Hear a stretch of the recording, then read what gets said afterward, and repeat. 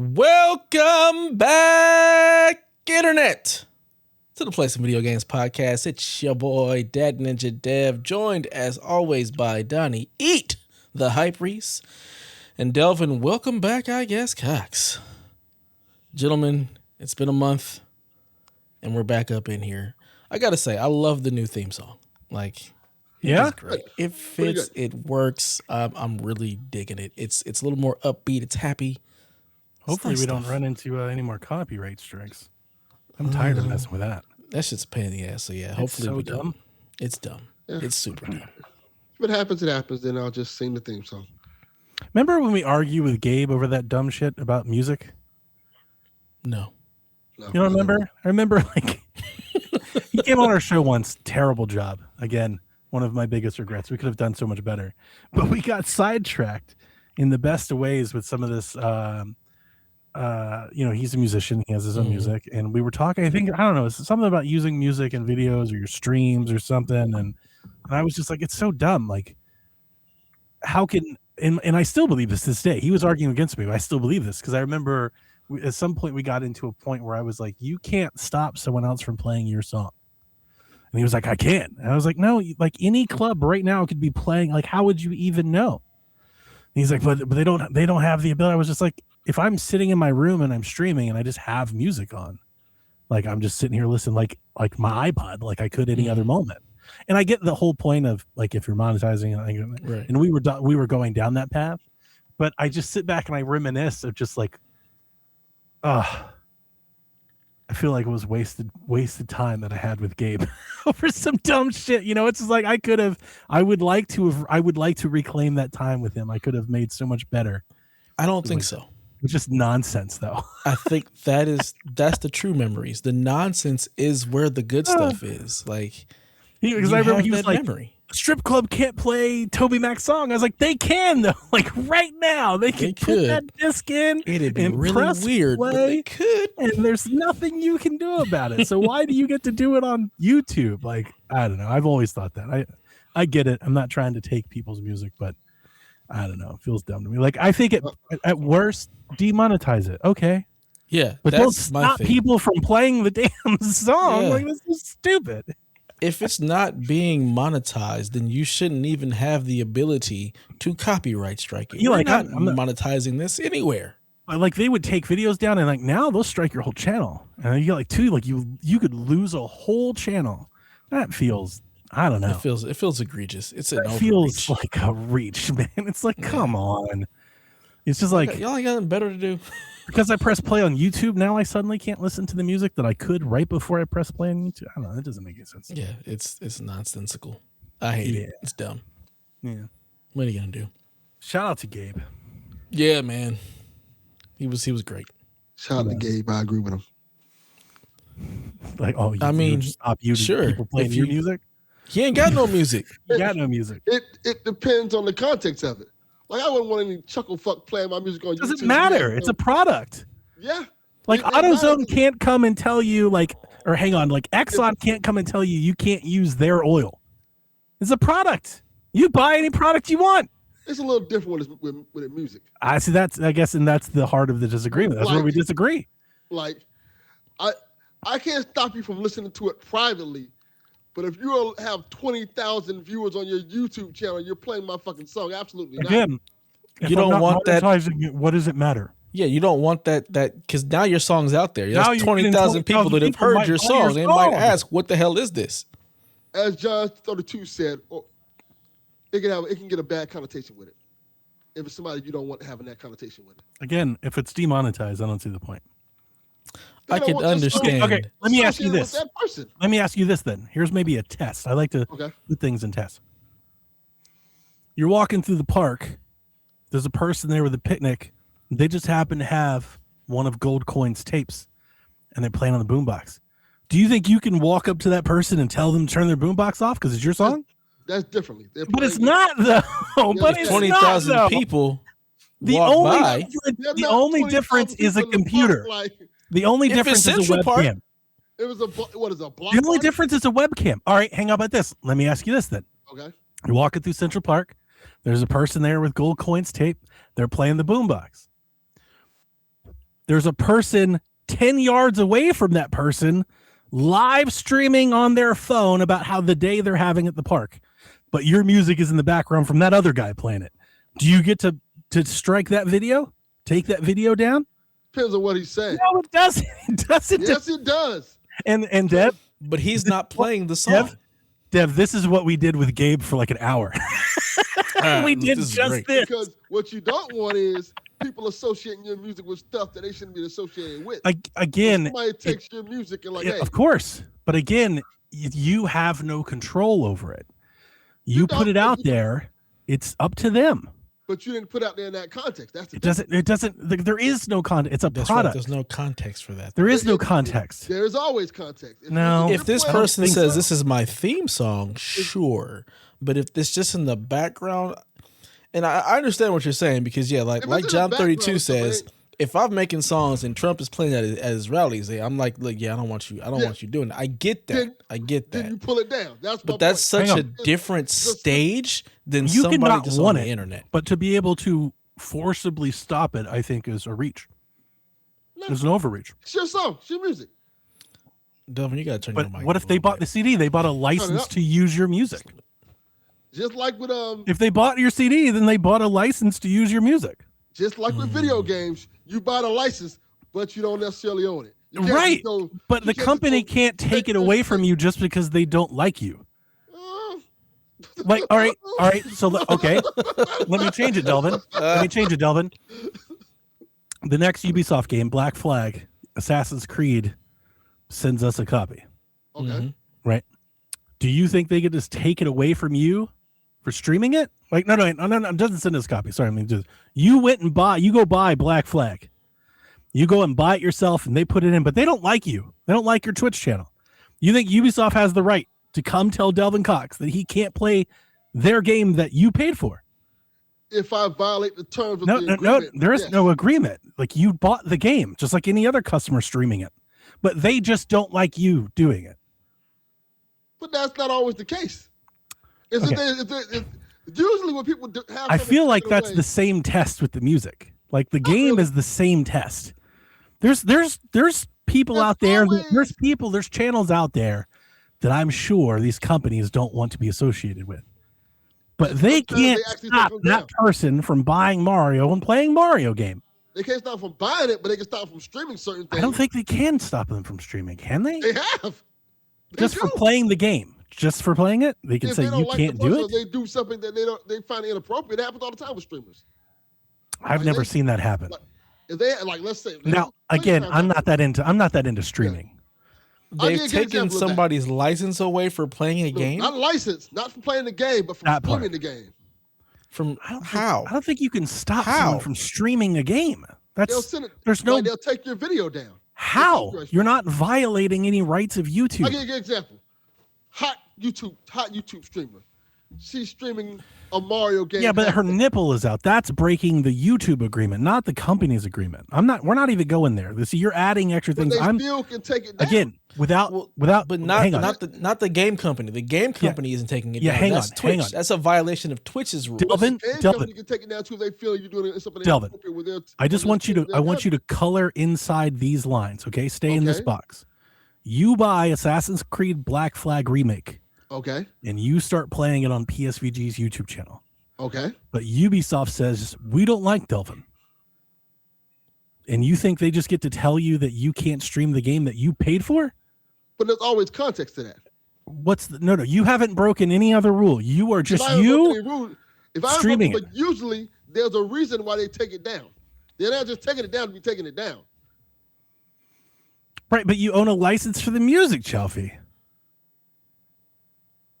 That's what I'm saying. Like, that's kind of what I'm saying is that, like, there's just this extra layer that we've added to YouTube about music that, like, I get why it's there, because I understand people would use music to attract other people and stuff.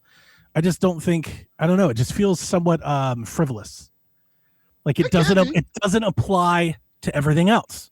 It's just a rule for, like, just this. as a person who's DJ before, it fucking sucks if you're playing like a live stream and then they're like, hey, you played that Beyonce song. We're taking your whole fucking live stream down. I think it's hilarious that we're starting the year this way because this is exactly what we did with Gabe.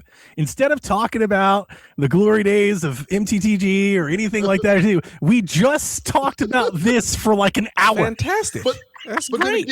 Then again, that's 100% in Gabe's character because he's 1,000%. a guy. I remember he was like, Donnie, you can't play my music in strip club. I was like, watch me, Gabe. Watch. Walk into the strip club with a boombox and I'm playing Gabe Real. Let's go. Now, to be fair, to be clear, on that aspect of the argument, you can't do nothing about that. It was playing the strip club. You can't do nothing about that. See, but then why YouTube? Because strip clubs are private. I feel like someone should challenge this. I think that it's just like television. Like they're always like you can't redistribute this broad because there's so many rules. I do get it. I hope everyone knows. I get it. The point I'm making is just how specific it is to this. Correct. And I think the biggest thing is because typically when you're making music, you're making it for a particular audience a lot of the times.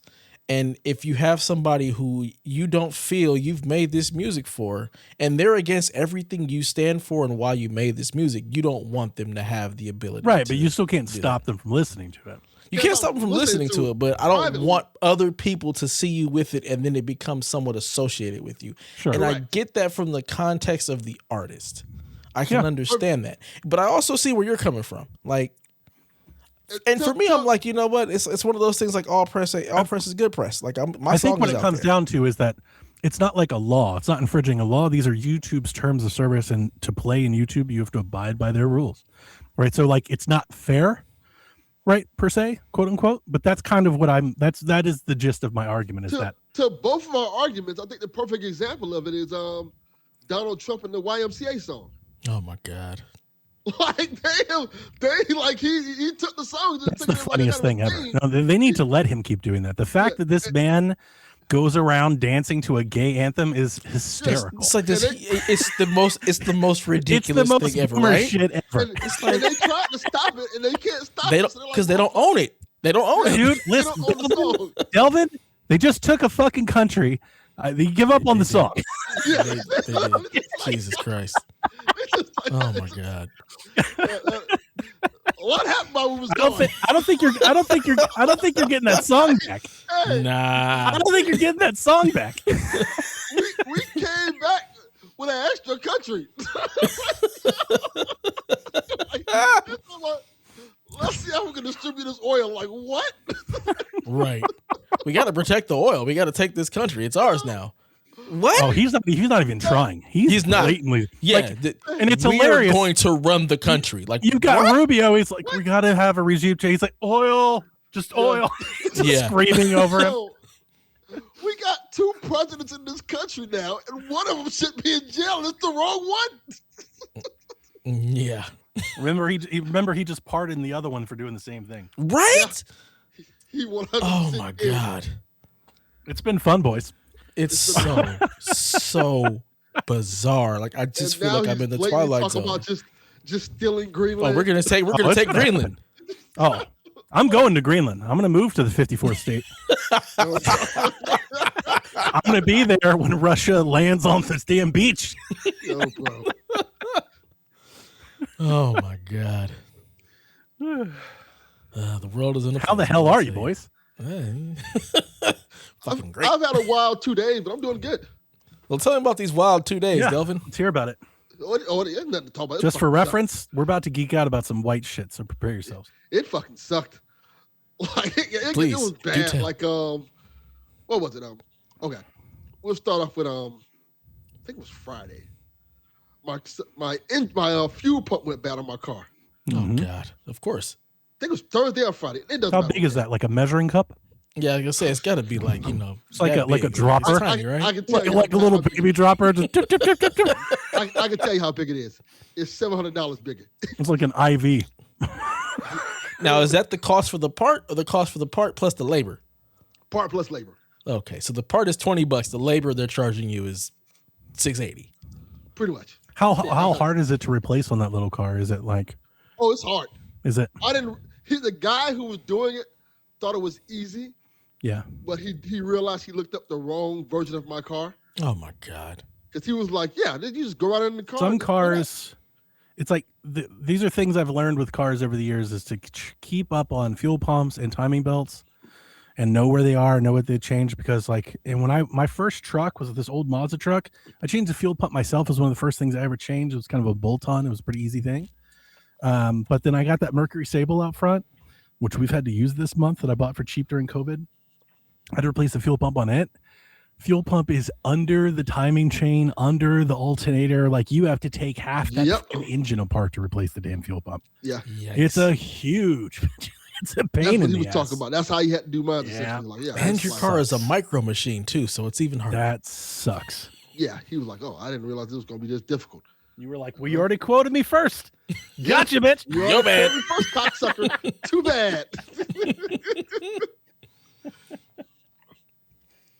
But so I rented a car, hung out with the car. That was fine. But as soon as the week ended and stuff like that, I told the guy, because I took the car back Sunday. I was like, hey. No, I took the car back Saturday night. I was like, the rental. I was like, hey, you sure my car's ready Sunday? Oh, yeah, God. sure. Oh God. Sunday comes. Oh no, it's not gonna be ready Sunday. It's been ready Sunday night, probably at most. Like, look, this is also something. He got this car Tuesday. Is going to college on Monday. Wow. Where's college? Car to take. Yeah, what college? Miami-Dade Community College. Nice. Okay. All right. Congrats. So thank you. We'll get to that. I said, I need the car. Is he staying home or on campus? He's staying home. Okay. We'll get to that. So does community college have on campus? Is that a thing? I just thought maybe Miami. It's like bougie, Dade County bougie? Miami-Dade County's not bougie. I was like, Dade County is no. I don't know. I just think of Miami. But the guy's like, yeah. And then, of course, he calls me. He's not going to be ready till like Monday night. Yeah. I'm like, oh, no. I took the riddle back already. I'm like, I don't have no way to get to work. I have no way to get him to school. He could probably catch an Uber. So then I tell his mom. His mom says, you know what? I'll pick you up. I'll take him to school, drop you off work. Work is pretty much at the same place her house is at. So it's like, whatever. I said, okay, that's cool. Works out. So, of course, because much like her son, she comes late. She comes late to my house, pick me up. We drive him to the school. Delvin's getting out the car. She's bawling, crying. My baby going to college. He's going to college. There it is. And here's I think I must have had a little Donnie in me. I just looked at her and said, you pussy. That was Mel, right? Dropping off. She's still crying. Yeah. That crying's been going on for 6 months. It didn't stop. Her crying started 3 months before graduation. Has lasted 6 months after. Damn. Mm-hmm. You think she was dead? Yeah. You would. You'd think we lost her or something. Nope. Just moving on to better things in life. Just doing the same thing thousands of others are doing. And still comes home. Yeah. I'll never get it, man. Whatever that is, don't have it. And so me being the jackass I am, like, this little nigga's coming home like later today. He's not going He'll nowhere. be here at dinner. For dinner, exactly. I still have to feed him. Yeah, he's coming right back. This isn't fair. Yeah. He's not going anywhere. He's right there. He's in the room right now. He's listening This to is this no show. different than him going to high school. Correct. Yeah. He's just going to high school on a budget. That's all. It's the 13th grade. Yeah, pretty much. So, of course, my Monday went to shit because also my phone went out. Your cell phone? My phone, yeah.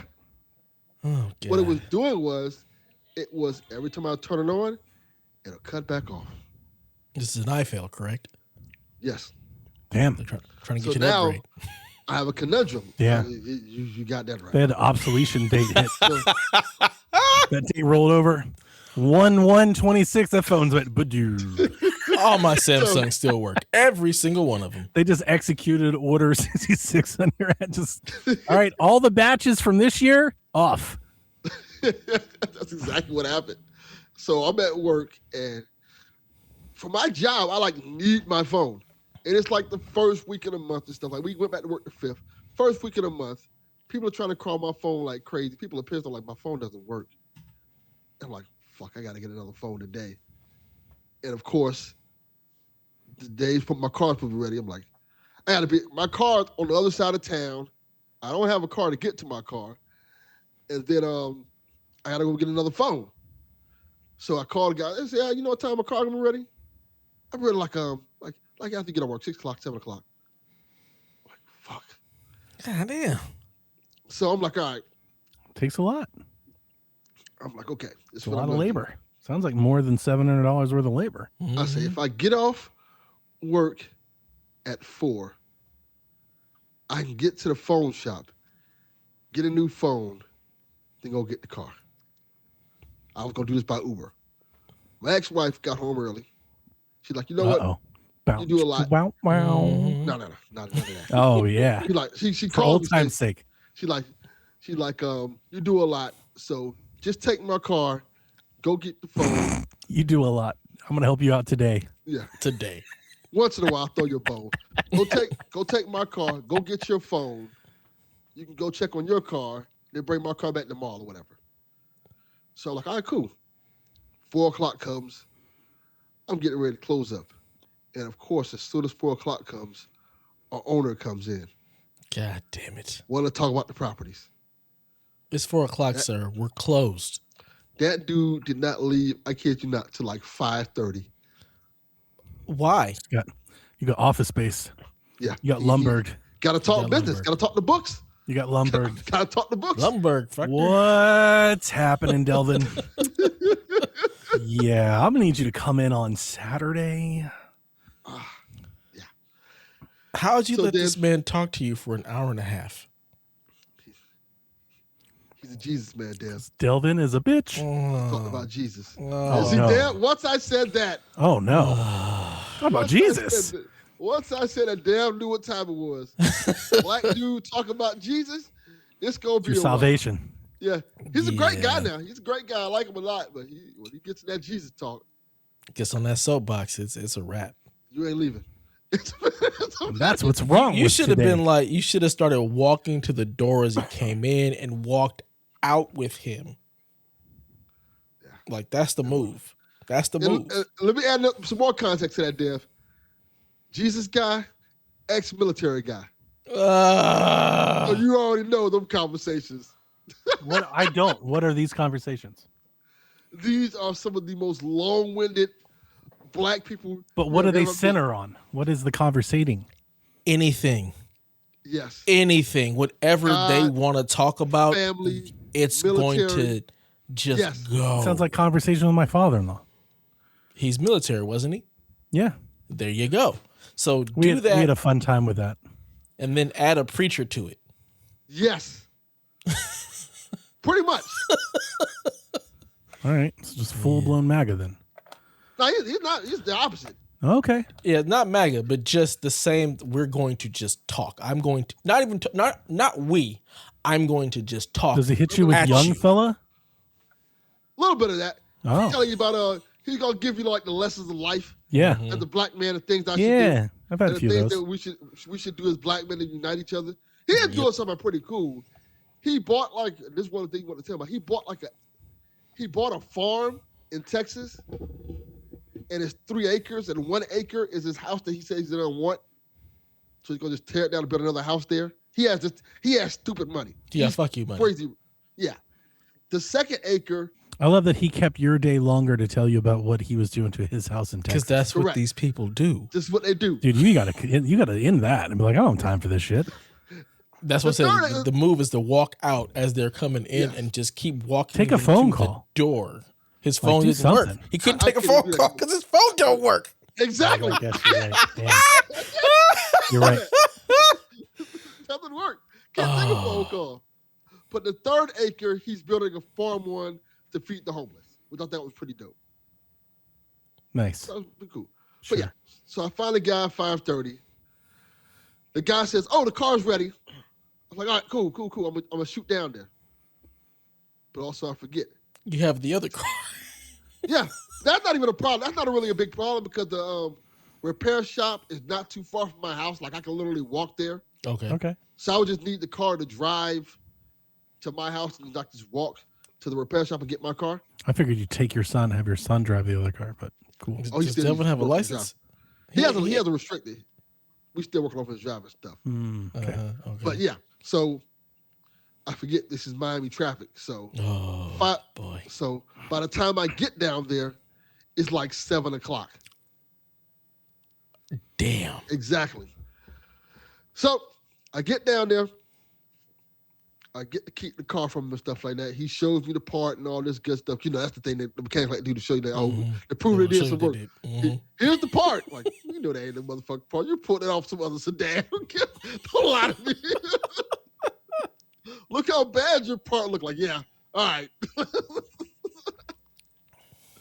So I drive all the way down to the Verizon store. The Verizon store down here by my house closes at 8. I get there at like 7:45.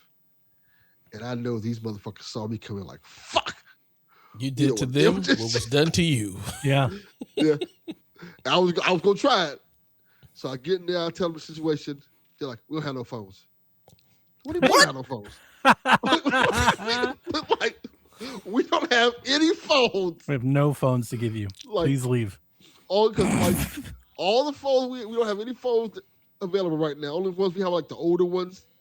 What you can do is come in Tuesday morning at 10 a.m. So you're telling me you're going to get a shipment between 7:45 tonight, you closing, and 10 a.m. tomorrow that's going to be inventory for you to sell me a phone. Correct. If you don't get your phone there. Out of here. I'm like, no, I have a fucking job. I can't just stop my job. Like, why didn't you buy the phone like online and do like an in-store pickup or something? I'm gonna get that right now. He's like, oh God. He said, you can try to do an in-store pickup, but all the in-store pickups, the phone won't arrive until Thursday, Friday. Like, that fucking sucks. So I said, all right then. He said, just go home. See if you can find it online. See if you can order it to come like. I said, if I ain't got a choice, I'll wait till like see if I can order it online. See what happens. So I get home. Sure enough, he was right. All of the things said in-store pickup, delivered to you by Thursday, Friday, except one. And it was the one they had left was this thing they do where they sent out. I guess it's like you pay $30 more. And they sent out essentially what's their version of Geek Squad to set up your phone. That's some boomer shit. But that's the only way I can get my phone the next day. Get it Tuesday. So were you buying did you have like an upgrade or anything like that available? I had an upgrade available where they pay off the old phone and give you a new phone. This is so bizarre. I'm so glad I don't buy phones. The way I do mine, I just go to the T-Mobile website, do that, and it's just next day sent to me. Yeah, my wife has never I don't need to go into a store. She just orders the stuff online. They wouldn't send it next day. None of them was next day unless I paid the extra $30. I think it's a Chiron. Yeah, sure. That's the insurance. Yeah. Yeah. Comes in, brings you your new phone, and sets it up for you. So I say, fuck this. I got to pay the $30 because I need the phone by tomorrow. That's wild. So I paid the $30. Donnie's going, I can say what I said. Dev, they sent a nigga to my house, man. They really did. Like, the dude, they sent to my house. If I was a white man, I'd be alarmed. Wow. Like Delvin, this got to be a Negro. We can send one of their kind. Yeah. This dude was hood as fuck. He's the hood tech. I love hood techs. They're great. He was like, yo, bro, I got your phone here. Oh, you got video games? He went over there and started playing the pinball machine. Start throwing skee ball? Yeah. He like, you got a skee ball table? He was like, yo, man, I'm supposed to be doing work, man, but I just told Verizon fucked up. I mean, legit. Did he cut you a deal too? He was calling the tech. He quickly said, "Nah." The tech, something happened with Verizon, and they set it up, the phone up wrong, and they put the service on my old phone, which was the broken one, instead of the new one. So my old phone or my new phone wasn't working. How is that? It's a SIM card. You pop the SIM card or activate the eSIM. Oh, that's it. They didn't have SIM cards, but it's all eSIM now. They're like, right. Yeah. So just activate the correct eSIM. They didn't activate the correct 2 eSIM. seconds. We do this all day, every day at work. They couldn't do it. Oh, my God. They couldn't do it, Dev. They couldn't do it. So I set it from 5 o'clock to 7 o'clock for him trying to get this fixed up. To the point where he's like, I got to go home, man. I got to leave. He left. He said he left on the phone the other time. I'm going to sit here, I'm going to play your video games, not fix your stuff, not cut you a deal, and I got to go. You got to go. You're like, I paid you $30. Nasty work. And they finally got my phone working like 7:30. And of course, I ended up having to get the most expensive phone, the iPhone Pro, whatever. Who gives a fuck? The 17. You guys see the Clicks phone at CES? I did not see that. I haven't bought a phone in decade or longer, but I might. I don't think so, but like for the first time, I've actually considered having like my own phone. Oh, that's dope. This is the hell is that? It's called the Clicks phone. That's just a BlackBerry. CES. So that the little tablet screen thing that comes out, it pops in and out, and you can have like different cases. But yeah, it's essentially it's a company that's trying to like bring back keyboards for phones, and like they're trying to find a market for that. So they've got a bunch of different kinds. It's real expensive. I think the Android tablet part of it might suck. So I'm not like pre-ordering by anything, but I'm interested. Like when it comes out, I want to see a video about it. Like I was listening to a podcast. I might try to get a cheap one day. Talking about how what is it, Gen Z are kind of rejecting the newer technology now. They're rejecting everything. They want all the world stuff. Sucks. Yeah, your son is that. Yeah, they're like, we want to go back to all the stuff like physical stuff and fuck yeah. Welcome, kids. We like just like Hellblade or what is it? What's the damn is it? Hellriders? What's the Sony game? Helldivers. Helldivers? Yeah, just like Helldivers. We need reinforcements. I'll take you kids, please get in here. Yeah. Send new fresh blood to the front line. We're getting back to the 90s, baby. We're getting back to the 90s. God, the 90s were great. The 90s rappers are coming back. Like the 90s rappers are back in style. People are like, hey, let's get records and CDs again. Hey, we're not too far from it, baby. I got a CD player for Christmas. Was a great year. We got a shitty Republican president. It's like the 90s. Yeah. we are back, baby. Golden era. Good Lord. Or the green era. Yeah. Greenland. Yeah. Mm-hmm. Why get a house in Greenland? Why not? Why not? Yeah. The 54th state. I welcome our new repatriated brothers and sisters. From sea to signing C's. Yeah, all of them. Like all of the C's. I'm just going to collect them all. We're collecting countries like Pokemon. That motherfucker really said the Western Hemisphere's ours. He said like Cobra Commander. Right. This motherfucker said it's got America in the name. It belongs to us. Like, what? What? Really? I'm going to say Cobra. Cobra! You're not even laugh at this point. I mean, God, it's ridiculous. But I did get to play a lot of video games. I was about to say, was your Christmas and like New Year's at least better than this travesty you just went through? Oh, yeah, it was great playing video games. I played Ghost Because your ass was not in the Discord. Oh, no. No, I haven't heard from Delvin. I haven't heard from Delvin in weeks. I was playing Ghost of Yogurt, man. That shit is dope as fuck. I told PlayStation you. Guy's back. He just it's like, into the bushes. It comes out with a new hat. No, he's not. This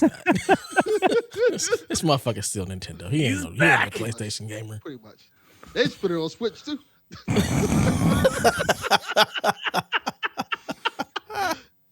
but yo, the game, I love it. It's fantastic. I told you.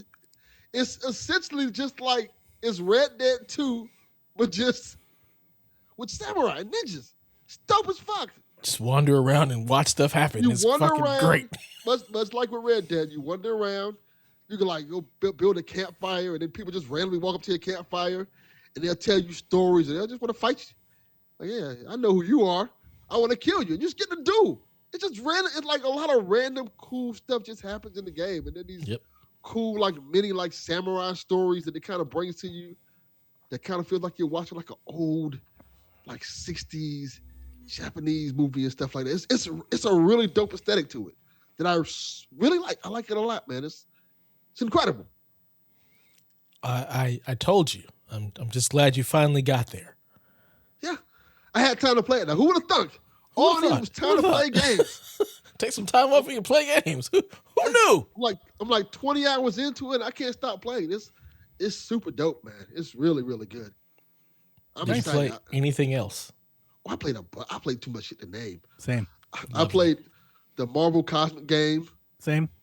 Did you see my clip? I don't like it.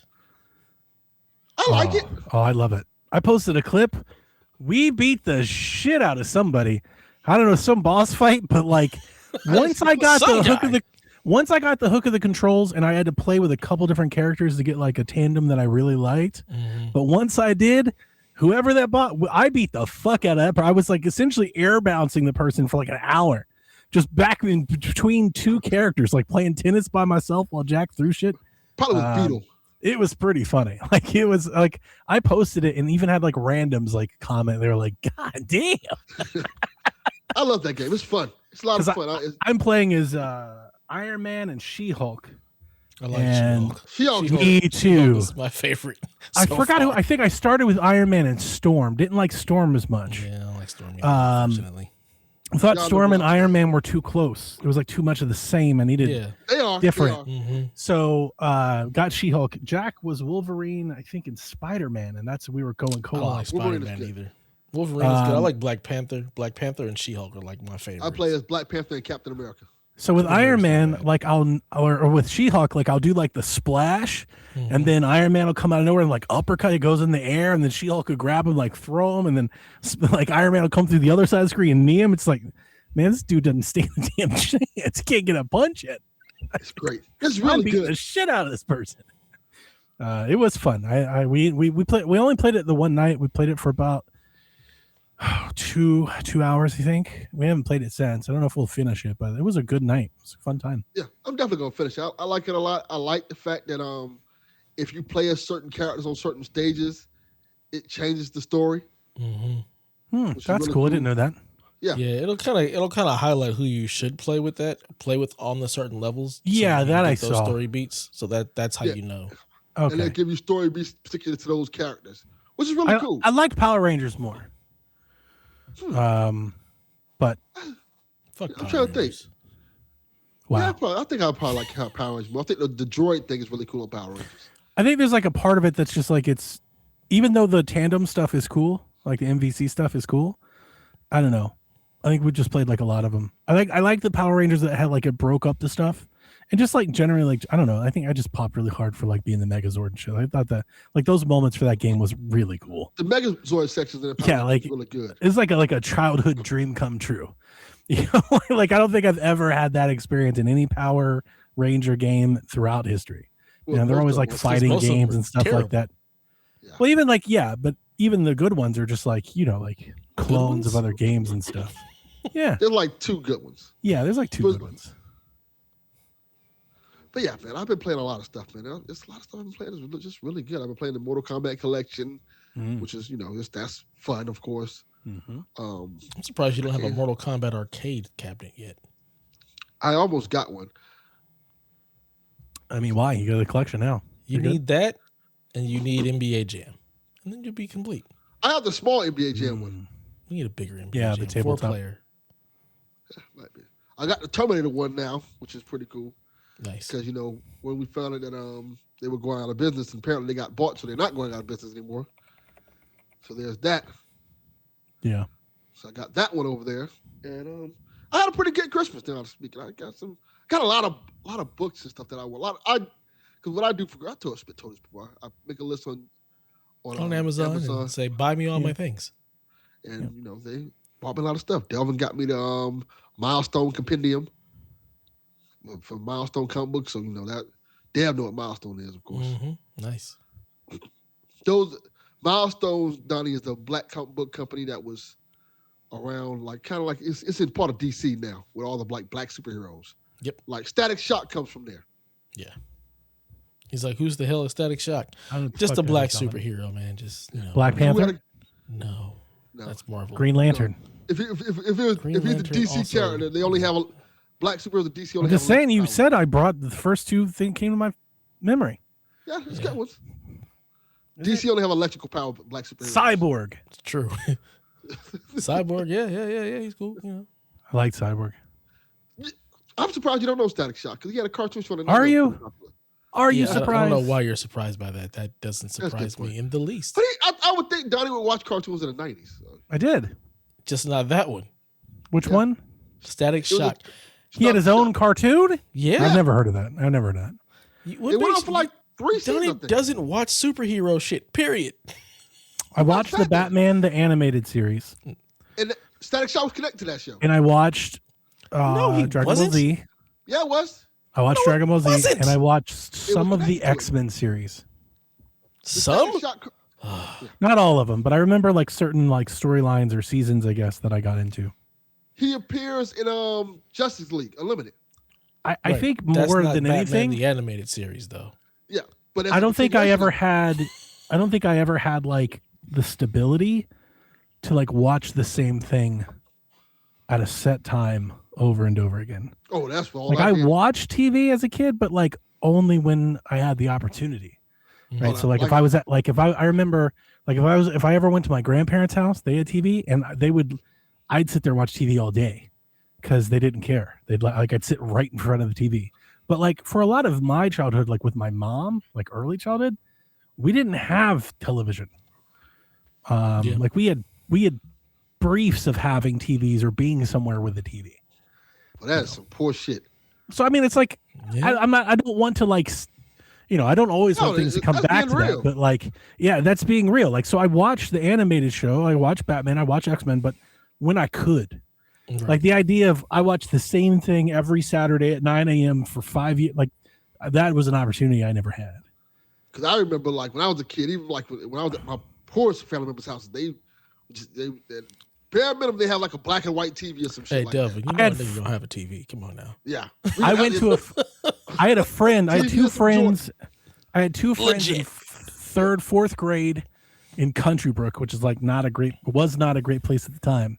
I had two friends named Larry and David, and his mom would let them get that was their names. They were their brothers, Larry and David, and his mom would buy them the wrestling pay-per-views, so I would always go to their house to watch wrestling. They would invite me over. My stepdad was like that. So, that's how I started watching wrestling pay-per-views. That's how I started watching wrestling. That's how you keep the kids in the house. Yeah. My stepdad would buy the wrestling pay-per-views. My dad was still the boxing ones. That was boxing pay-per-view, probably the first black friend's house that I stayed over at. So a lot of the stereotypical stuff that you'd see in Chappelle's show and shit, that's where I first started seeing it. The whole screaming and the wash your ass stuff and stuff. I saw that stuff with. Oh yeah. Yeah. His mom was like that. But also, I think I may have told you guys about her. She was the sweetest thing. It might have been a DLC thing, Dev. Because in hindsight, she really took care of me, but at the time I didn't recognize it. But in hindsight, she was the whole come over to our house for wrestling, come over for dinner. It was that, but it was never she never told me what it was. But of course not. In hindsight, you see it. He's we gonna take care. Black people are gonna take care of you. That's just. Yes. This is why we still here. Because legit, the community, we are going to survive. And if we see you struggling, come on, we got you. We got to play. We got to play the table. Maybe. I think a lot of it is just being Larry's friend. But yeah, I remember Bash at the Beach and WrestleMania and stuff. It was just me at Larry's house. Yeah. Yeah. I had a friend. Hamburger helper with him. Scared his mom coming yelling. I was like, dude, you need to go to bed. She's going to beat the shit out of us. Like, listen, man, she means business.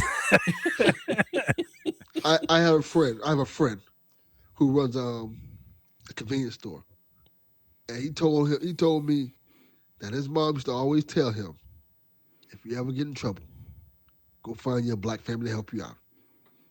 And really? He held that to this day. He's Arab, and he married a black woman and everything because of that. He's like, Get it? Look, we understand the struggle, and we just gonna struggle together. Like, come on, I moved, figure it out. That was back in Columbus, and I moved to here and everything. But I kind of wish I knew enough about them to find a way to reconnect. Yeah. But I have people like that. Well, I was like, damn, that dude was really cool to me. That family was really cool. I wish I could reconnect with them just to make sure they're good. I think I told you that I had a moment like that last year. I joined Facebook. I've since deactivated it, but I joined Facebook because I wanted to talk to some family member of Melissa's. And my cousin found me. And then when she posted, I think Melissa had posted a picture about Jack or something, I had shared it. And because my cousin had found me, she liked it or something. I don't know. You know how these things are. Somehow the algorithm found something. Anyway, snapped all the way back to Cleveland to this girl that lived on the same block as me and my cousin did. And she jumped in my DMs and wrote me this 8-page paragraph letter about holy shit, I've always wondered what happened to you.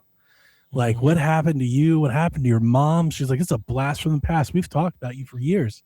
She's like, I could never find you. Now, the interesting story about this is, I'm sure I'm going to land the plane. It's going to pay off. Is her grandpa. This is how we knew each other. Her grandpa was this old retired vet that my mom used to leave me with. Just lived in the cul-de-sac. He's this old, disabled, retired veteran from Nam, and he was a drunk, and he was disabled and like half crippled, could walk but not really, gingerly. Would only leave his house once every 6 months. His check would come in, he'd get a taxi, he'd go to Ingles, he'd get his supplies, he'd come home, and that was it. So my mom used to leave him with me. He'd babysit me. I put air quotes. He didn't do shit. He was drunk half the time, but I was there. Anyway, I was only there for I don't know, maybe a year, maybe 2 years. It was a short time, but and it wasn't it was probably every weekend. I wasn't living there all year long. It was probably an every weekend, a couple of nights a week thing. But we got close, right? Obviously you spend that much time with somebody, you're gonna be pretty close. Yeah. So when he would get his check, he would send me to Ingles and I would get all the stuff and come out. And I'll never forget, he do that. He sent me into the bottle shop. Yeah. I went into the bottle shop with an envelope of money and was like, I need 2 bottles of this. And I was and my guardian is out there and he'd wave from the window and they'd put it, and that's kind of what I'm trying to get to is oh, this is a whole different universe, right? This, him and his old war buddies used to get drunk and play Risk. Oh, they'd sing songs and play Risk and get drunk, but they would pay me 50 cents for mixing the drinks. Let's go, baby.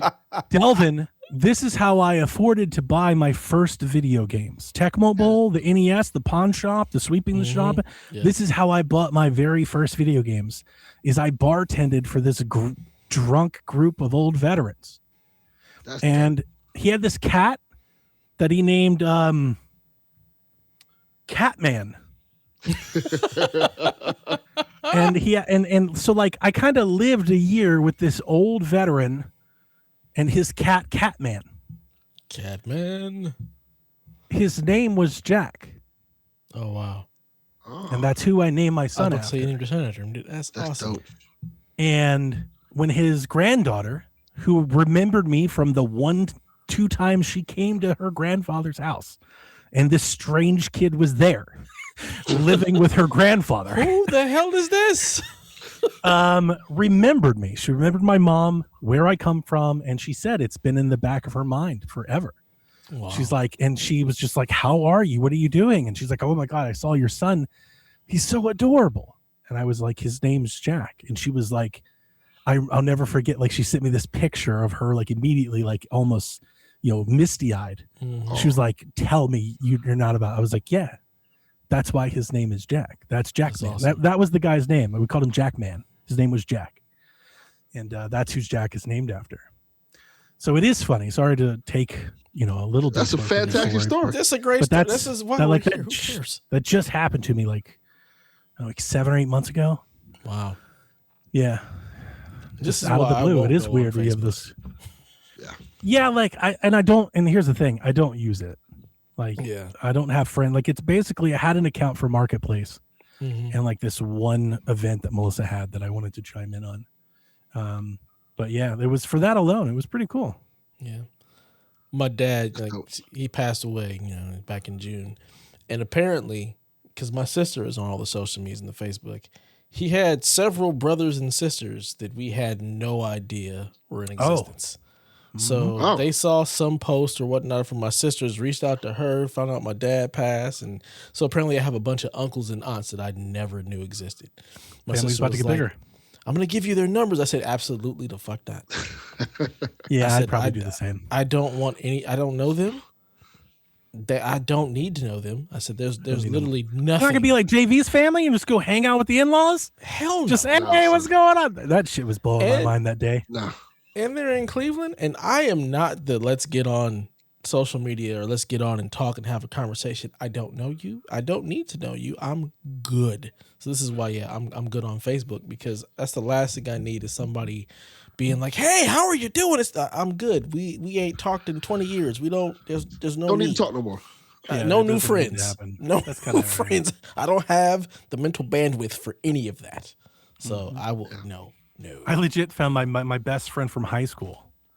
He was the first person I told when Melissa got pregnant. He just got engaged. We haven't spoken in many years. My wife was like, maybe I should be your best man. I legit was like, oh, I hope not. I'm not gonna lie to you. It was just like, oh, I really hope not. I hate weddings. I loathe weddings. If we haven't talked in that long, why on earth would I be your best man? It's been since 2017 or 18, I think. Yeah. No. At least maybe we spoke once or twice. But yeah, the once or twice, and you ain't my best man. If we ain't talking regularly, that don't make no sense. He's also quite the world traveler and stuff. I'd hate to be a groomsman. It's going to be very involved. I didn't have best man at my first wedding. First wedding? Yeah. Are there multiples? No, not yet. Okay. Maybe one day I'll get married again. Probably. We remember? Remember, he's a never, not again. No, I'm not getting married again. Yeah, it's worth it. Get married and you have your wedding online. Delvin, virtual. We can only share our own experiences, but from somebody who's divorced and remarried, I'm telling you, it's worth it. But you remarried the same woman. So, go marry your same woman. You just realized? No, absolutely not. I didn't realize anything. She realized, but correct. Let's just get the story straight. Let's get the story straight.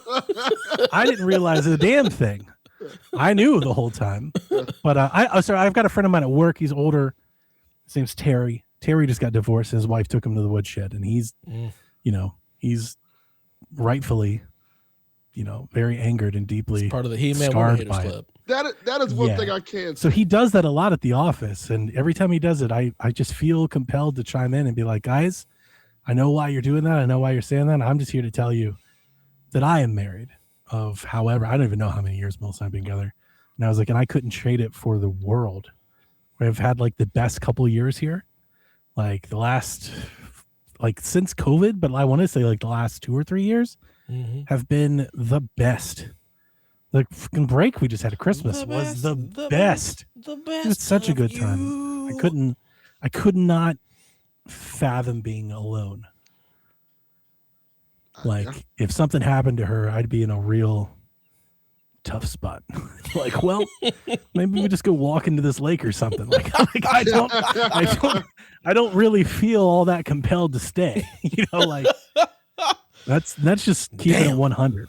That's keeping it 100. I love her to death. Yeah. I'll be fine. Just fine.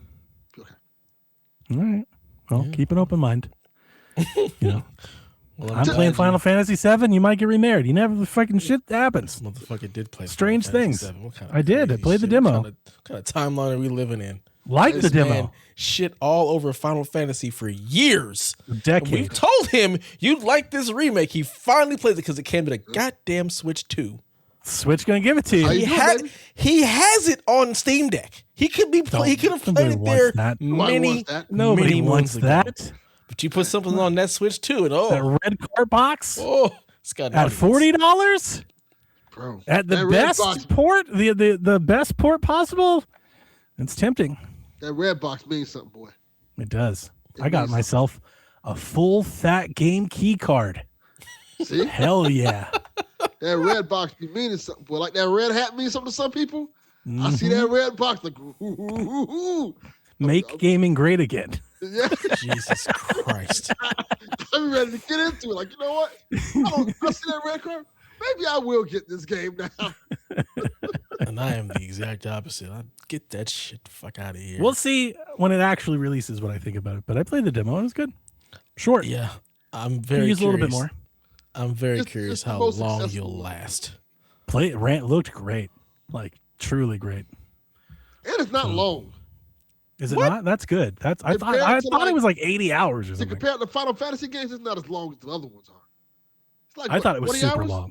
It's I'm not 40, 50 hours. I'm not planning to beat it at all. Yeah, exactly. That's my thing. 100-hour Final Fantasy games, 50 hours is a walk in the park. They're only that long if you decide to do everything. All of them you can complete usually within 40 to 50 hours. It just depends on how much stuff you want to do. If you play the original Final Fantasy VII and beat it in 40 hours, you are a psychopath. You're going to find help. I'm going to try. I'm trying to play the Chalfie way. The remake now, you can do it. That's feasible. That's easy. The remake for sure, because it's not turn-based like that. There's so much more when it's a turn-based game. Yeah, it's an action game. Yeah. But I think I beat the remake. It was like 70 hours is what I put into it. Nice. Yeah. But you don't have to put that much into it. You can play. You don't. I did a lot of stuff. Did a lot of extra shit. Still didn't not even close to the platinum. There's like so much stuff I didn't do. But yeah, me too. I loved it though. I had a blast with it. I had a great time. I'm not playing the rest of them. I'll tell you that much. I couldn't get into part 2. It has all the stuff that I didn't enjoy. Like the middle part of the game is a part of the game that I don't like. So I was like, I'm not playing Rebirth. I think that's exactly. I think you kind of nailed it. I think that's exactly what it is. Can I just skip to this 3? I was going to say, are you going to pick up the third one then? Maybe. You're going to skip and maybe. Okay. I don't know. I think I got the nostalgia trip that I needed just from the first part, because that's the other thing. Like the first part of Final Fantasy VII feels so huge, and like when you finally get out of Midgar, you're like, oh my God, there's this whole world out here. I thought this game just existed here. And so that's where I have a lot of the memories and nostalgia is literally just Midgar. So like, gotcha. I don't really need to play the rest of the game. And the weird thing about it is the remake kind of gives you an ending, kind of gives you what you want. So if you beat the remake, you'll be fine. Yeah, I'm good. I don't think I need any more. It doesn't. It solves the problem of like, hey, I need to play all 3 discs to get to this big battle. No, you're just getting the first disc. Yeah, okay. I'm good. It's good to know. Yeah. So I had a break. I played. I didn't play anywhere near as many games as you guys. I played 3 games over break. That was it. As you all know, I've had an inkling to try to drive back into Max Payne 3. I've like talked about how I want a remake of that for so long, and it happened to go on Steam sale for like $5. I was like, yeah, it did. Okay, let's do this. So I bought it for $5. I think the first 3 days of break, I just played that game pretty much nonstop. It was great game. 11 hours. That was it. I was like, that's all I put in. It was just 11 hours, and I beat the game. I was like, damn, that went by quick. But damn, do I love that game. I've never played Max Payne 1 or 2. I only played 3. I owned 2, but never played it. Like it was just one of those games that I had and just never opened it. But then 3 came out, and I was like, "Ooh, this looks more up my alley." Yeah, it's way different. Yeah, so I picked that up, and oh man, going back through that game was just so much fun. It was simple. There wasn't too much involved. There were still collectibles for me to find. Try to get all the guns golden, and just do a little bit more damage. And it's so funny. Like I was talking to, I forgot who I was talking about my boy Rob, who was also playing the game. He was talking about how he did all the bullet time stuff. And I was like, I completely forgot that game even had the bullet time, because you know me, I'm just aiming for the head. So I just shot everybody in the head. Who needs bullet time when you just shoot them in the head and they die? So every now and again when the game would like go into a bullet time sequence, I'd be like, oh yeah, I forgot this even existed. And then I would remember and I'd use it like once and completely forget that it exists again because I'm using handguns and aiming for headshots. I'm going to ask a silly question. Have either of you ever played Stranglehold? Yeah. Mm-hmm. Yeah, that's both those games are very reminiscent of each other. Mm-hmm. That was like the original bullet time. While you were playing Max Payne 3, The Matrix on GameCube. Oh, that's a good one. On GameCube, I played it on PlayStation. Yeah, Enter the Matrix. Well, Yeah, same I played difference. it on PlayStation. Yeah, just say the intro to the Matrix. You ain't saying GameCube. Why we gotta throw consoles out there? Just say the game, damn it. Just making sure people aren't thinking of the Matrix demo that came out recently. That was also That's all. That's all I was saying. That was dope. I always wanted a Matrix game that was basically like Hitman 1, but the Matrix. Like that's pretty great. I don't think I hate any of the Matrix games. Even the other one, the Path of Neo, I kind of like. Yeah, I don't hate them. I like Path of Neo. It was cool. It was cool. Yeah. I think I still have it. Sorry, I say Hitman. I meant Max Payne because that's what you're talking about. Yeah, But I think I said Hitman. You said Hitman. That's why I gave that look. Like I saw the look and I was like, wait a minute, why did that? Max Payne. That's what I meant to say. Yeah, I mean that would make sense. I figured Max Payne 1 and 2 are great, and they're available on literally everything but Switch, I think. Well, they're I have them on so mobile. I've played them forever. They should remake on mobile. 1. They are. They're remaking 1 and 2. Oh, that's great. That's actively happening. That's in development. And the whole time when they said, I'm like, can we do 3? But then Remedy didn't make 3. Rockstar. Correct. Did. Rockstar. So, yeah, but I enjoyed the hell out of that. It was a good like intro to my vacation because I got to the point old where games is old. I was sleeping until 11 a.m. I didn't know what day it was or what was going on. It was fucking fantastic. Just lost all COVID concept. Time. Yeah, I was on COVID time. I just lost all concept of day, time. It didn't matter. Me and my daughter went to the store on a Tuesday at like 2 in the afternoon, and she was like, "What?" We were looking for like the samples, and for the life of us, we couldn't figure out why are there no samples today. And then I realized it was Tuesday, and I was like, "It's Tuesday. We normally shop on Saturday." She was like, "It's Tuesday." She was completely confused. She had no idea what was going on. It was great. I appreciate that. That's how vacations are supposed to be. Yeah, like I told Dev, I woke up. I found this YouTube channel, which I didn't know was a thing, where they just play 3-4 hour blocks of Saturday morning cartoons. Yeah. And you just pick the era you grew up in. I follow several of those. I watch a lot of like Nickelodeon blocks with like old cartoons with the commercials. Yes, with the commercials. Me and my wife will do that. Like I'll drink and get high and like watch old Nickelodeon with the commercials. I just sat there, watch cartoons while I cleaned up the house and stuff, like 80s Saturday morning cartoons. Like, this is awesome.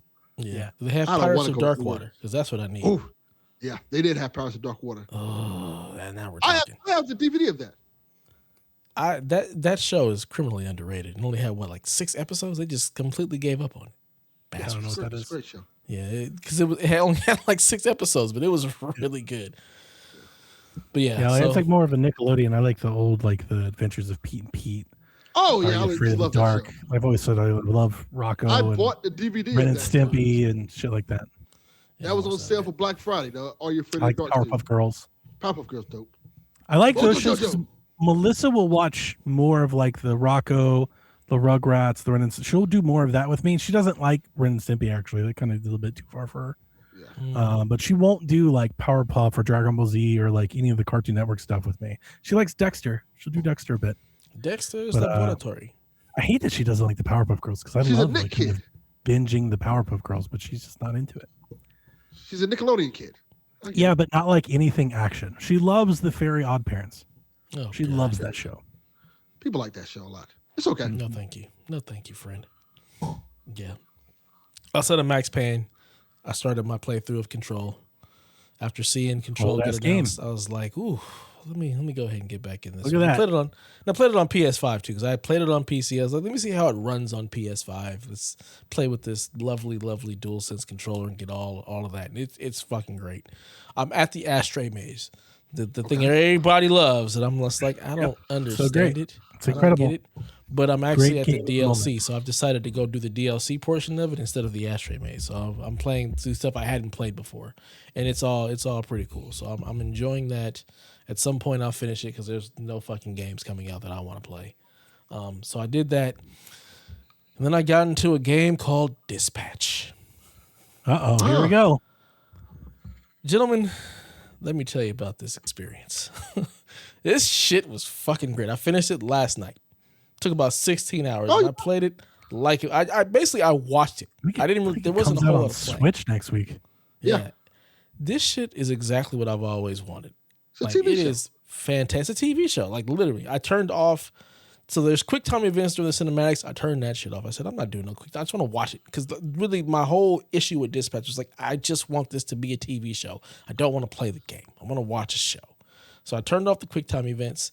There's also some hacking mini games you can fail. I just turned the no fail off. I said, I'm not dealing with none of that. We're going to play this game and watch it like it's a show. And I fell in love. I absolutely adore this game. Being able to just kind of sit there and watch all of these people and their broken lives and turning these villains into heroes was just creme de la creme. The voice acting, everything about it, the storylines were fantastic. For those of you that don't know, basically you've got just a regular Joe Schmo who is a superhero via a mech. And it's like a legacy thing. So his grandfather was the Mecha Man. His father was the mech, and now he's the mech. And he thinks he's going to die in the mech like his parents before him, but no, he loses the ability to use the mech and gets recruited to now dispatch heroes. The heroes, there's no police in this world because I didn't see any police at any point in time. The superheroes are the police. So you're basically like a police dispatcher, and you've got to deal with all of these superheroes or these supervillains turned heroes and all their idiosyncrasies and all of their different, their personalities and trying to turn them into a team. And that shit was right up my alley. I really enjoyed trying to pair the right people together to send off and have a successful mission. And just listening to all the banter. Oh, God, the banter is fucking hilarious. The way these people talk shit. Oh, my God. But all in all, I love the game. I'm a goddamn hero. Apparently, I played the game to the point where I got the true hero ending, where I tried to make all the right decisions at the right time because, goddamn it, I'm a hero. All right. So I may be the asshole here, but I'm the good guy. These guys are the assholes. I'm the good guy. I enjoyed Dispatch. It was so good. If the Switch 2 version has that card, I'm getting the card. That's how much I like Dispatch. Yeah, it's less superhero stuff and more just like drama. Like the superhero stuff. It feels like Invincible. Yeah. It could easily be an Invincible spinoff. Yeah, I was like, man, if they just, put these two shows together. That'd be way together. better than that Invincible fighting game they've had coming out. Oh, yeah, I have no idea. I have no desire to play that fighting game. No, thank you. I'm going to try it, but it doesn't look great. Yeah. Nah, I'm good. But Dispatch, I definitely recommend this game for anybody who likes the Telltale stuff. If you'd like that kind of choose your own adventure, being able to kind of have choices. And the cool thing is the choices like last through every single episode. So everything you do will have an effect on like every single episode. Big effect too. There's so many different endings. And I was watching like a spoiler cast for it and like watching everybody kind of be very surprised about how different everybody's ending was just, it was fun to watch. So yeah, this game is awesome. I would definitely suggest if you have access to it, play the damn game. Did you beat it, Delvin? Yeah, I beat it. Okay. All right. We'll talk offline. I don't want to spoil anything. But the shit was great. Great game. I had a great time. I love it. So yeah, that was it. That was all I played this break. I just played those three games. Can't wait till it's on Switch 2, baby. I sat around and did nothing. That's a good absolutely nothing. We finished Stranger Things, which is a great Did you like it? To an end. Hell yeah. I like it. I loved it. I had a conversation with my daughter. She's binging it. She loves it, of course. And I just noticed I just didn't see anything about it. Like people were at all. Very mixed on it. Well, here's the thing. I guess the thing for me is I didn't even see that. Like when the first 3 episodes came out or something, like it's like it just came and went. Like I didn't see any opinions, reviews, comments. It didn't hit our movie channel. It wasn't on my Blue Sky. I didn't see ads on YouTube. Nothing popped up on Reddit. I was just like, that is really strange because like when I think of Stranger Things, I think of like the penetrating force and takeover that it was. Like, I kind of forgot it even happened until like the WWE show. I was like, oh yeah. And I asked my daughter, I was like, is it good? Like, I'm just not seeing anything. She's like, I love it. It's everywhere on my TikTok. That's really interesting because I saw a lot. Same. I had to keep scrolling past everything because I didn't want to read or see anything from it. I've done a really good job locking things down then. Yeah, because I saw a lot. Because we watched it late. We watched it the first 3 episodes we didn't watch until damn near Christmas when they had more episodes out. So then they had those episodes, and then they had the final on like New Year's or whatnot, I think. Or maybe the finale was Christmas. But either way, we watched everything late. So I had to keep trying it. Whenever I was on social media, which was very few and far between, if I saw anything, I would just scroll past it because I didn't want to see it. The few things I did see were almost like memes, like kind of like making fun of it, kind of. I saw that too. Okay. Yeah. So I honestly just kind of assumed it wasn't like going very well. Because like what I mean is like I do hear about Dispatch. I do hear about Plurbius. I think I've heard about things like, but not that one. Yeah, I was just like weird. Yeah, I had to really try to avoid it. They keep trying to get me trying to make me get those Stranger Thing Converse they got. Interesting. Pretty good. Yeah, I'm glad you liked it. There's some spinoff stuff happening too. Yeah, but I thought it ended great. I'm like, I'm glad that there's an ending. Like I don't need things to go on forever. I think the ending paid off, and it leaves it open to interpretation. Time ago. Without spoiling it, it did the thing I usually don't like with TV shows, where they end and then they go on for another hour. Yeah, that was a shocker. I was like, that's that Last of Us 2 special. I was like, wait a minute. How do me after a certain part, me and the wife were like, wait a minute, there's still an hour left? What the we were shocked. Like, what else is there? It's weird. Like, they give you an ending, then they give like a whole epilogue. Yeah, but it was good. Like, it all worked out. Like, I think that ending hour was great.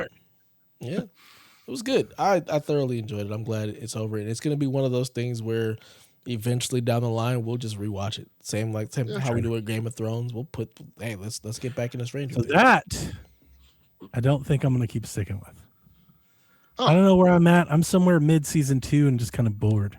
Yeah. Like I don't like. It's funny that like I've heard for a decade like if you can get past season 1 you'll like it, and it's like I like season 1 but do not like season 2 much at all so far. I feel like season 3 and up to where it picks up. The Bastards. Maybe I should skip then. Season 2 is Red Wedding, right? Even my wife was like, let me look at it. I don't know. It's because season 2 you end up going to a totally different area, so now you're dealing with newer characters and different stuff. Yeah, and there's like a whole new army, and they're like, oh, and this guy's here. It's like, where the fuck were you last time when we were all talking about this? That's the thing. There's a lot of world building. It's season 3. Season 3 is Red Wedding? Yeah. So season 3 to like. But even Melissa was just like, I don't know. And I was like, because the last episode I was kind of checked out on. I was like, yeah, if you want to keep watching, it's fine, but I'm not gonna. I'm not. Like surprised. I'm kind of done. Yeah. Like season 3 to season 7, I say. I love them all, but I love world building. I love getting to sit with the characters and see how everything is going to intertwine. I love the build up. So Game of Thrones season is like 2 seems almost kind of retcon season 1 in a lot of ways. Or it's just, I don't know, it's different. It's just different. You're dealing with just a different side of the world and different people and different stuff. And then all that stuff starts coming together in season 3. Yep. And you start to see how things start to overlap and then move forward. Like, it's just, there's a lot of world building with Game of Thrones. Because and in certain sections of the area world you'll like fall in love with, like Beyond the Wall. And then, then you start looking at the treachery that's inside the wall in certain areas, and the White Walkers. And like, there's so much. It's huge. Yeah, all the different families and all the shit they've got going on. All the little small families, Lannisters, and you see the conflict between all those things and how the Greyjoys. Yeah, oh my god, there's so much. Kind of want to. I still haven't watched House of the Dragon yet. People tell me I should watch that one. I did watch it. We watched that. I'm ready for this next season because I really enjoyed House of the Dragon. Oh, it's fucking great. It's also, but again, it's like Game of Thrones. Like there's a lot of build up and a lot of world building because again, you have all of these different families and everybody has their own agendas and you've got subplots and all the other different things. So it takes a lot to build up. But when it does start to come together, you're like, oh damn, what's gonna happen? Oh, who's gonna die? Like that's also the fun part. Like trying to figure out who ain't gonna make it past these next couple of episodes. Like who are we losing? Yeah. But I love Game of Thrones, so that's my shit. Yeah, I did too. Except the final season. I didn't like the final season. But otherwise than that. So I rewatched the final season. I was like, you know what? It wasn't that bad. Like after rewatching it, everything it just makes sense. It's not as bad as we initially thought it was. Like rewatching, I'm like, oh, it really wasn't that bad. Maybe I should watch it again.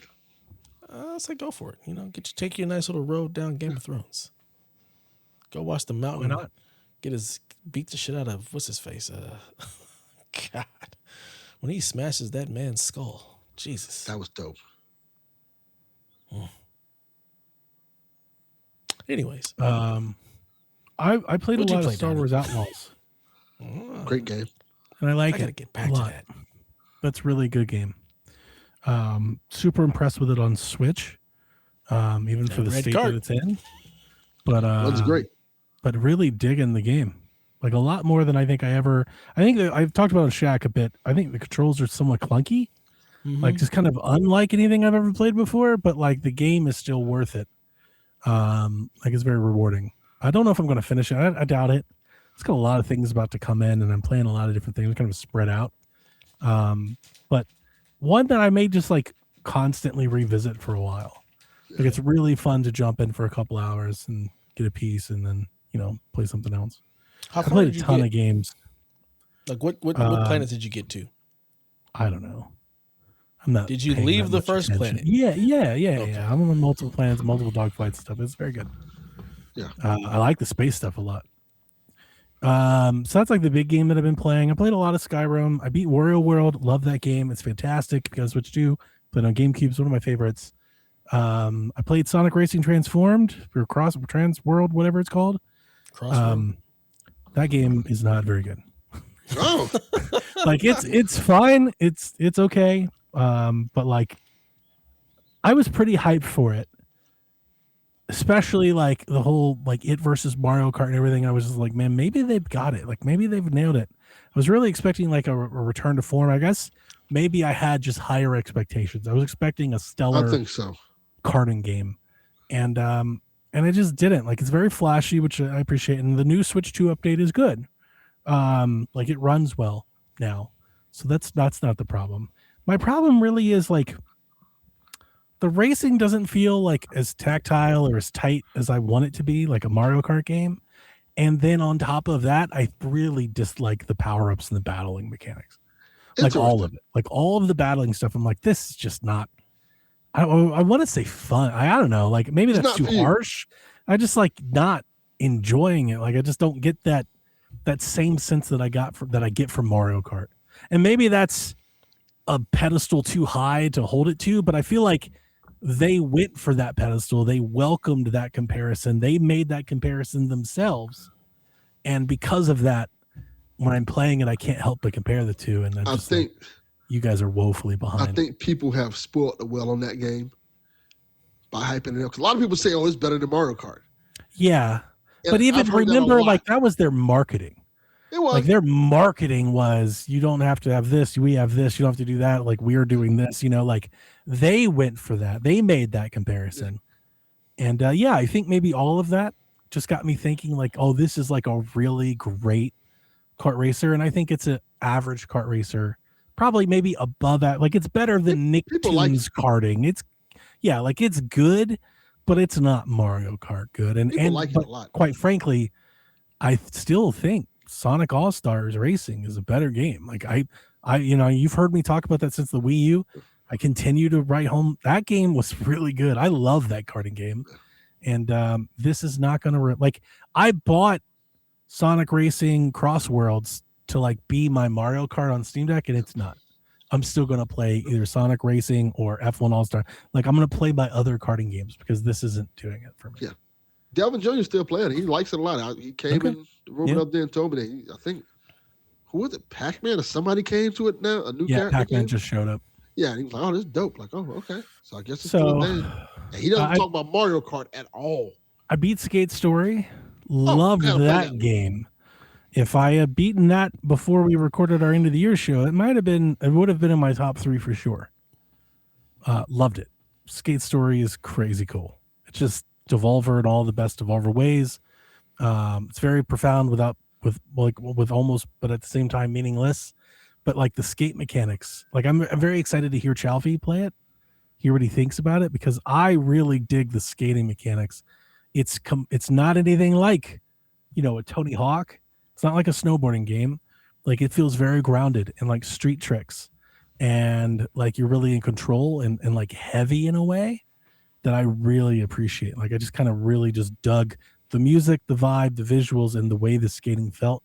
Just really cool game to like zone out to. And I played a bunch more. Big Helmet Heroes is a game I picked up for Switch. It's basically like a new Castle Crashers. Like kind of like basically that's exactly like there. It's an ode and homage to the Castle Crashers. It's fantastic if you're into that sort of stuff. But I've been playing a bunch of things. Like literally, we played a lot of Mario Kart. And Mario Kart 8, we started playing Mario Kart World, but my daughter wasn't having it. She was like, "Can we just play the old one?" So I re-downloaded the old one, which we've been playing a lot this week. Actually, I actually haven't played a whole lot of video games since I started back at work.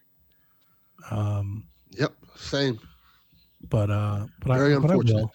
I've just been preoccupied either with family or like watching TV shows or whatnot. Yep. Instead of watching the Ohio State game, I sat on the couch and watched the Taylor Swift documentary with my wife. Sorry. She loved that. I was not giving you the account for that shit. No, I refuse. I was totally fine sitting there, like looking on my phone, like zoning out. That made her happy. It was not too bad. But yeah, just doing a lot of that. I want to geek out for a minute if we can. Sure. Of course. That's what we do. Over the break, I think I've tried to make a lot of like self-commitments to do some changing in 2026, to live a little bit differently. And one of the things that I wanted to do, to make a point of doing, was maybe playing a little bit more disc golf. Look at you.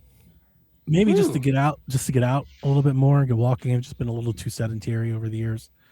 And like, as much as I would love to like just go walking, like the idea of just walking nowhere, like really, I don't know, like it just fucks with my brain. I'm just like, what? It just feels nonsensical to me. It's boring. So at least disc golf gives me something to do while I'm walking, right?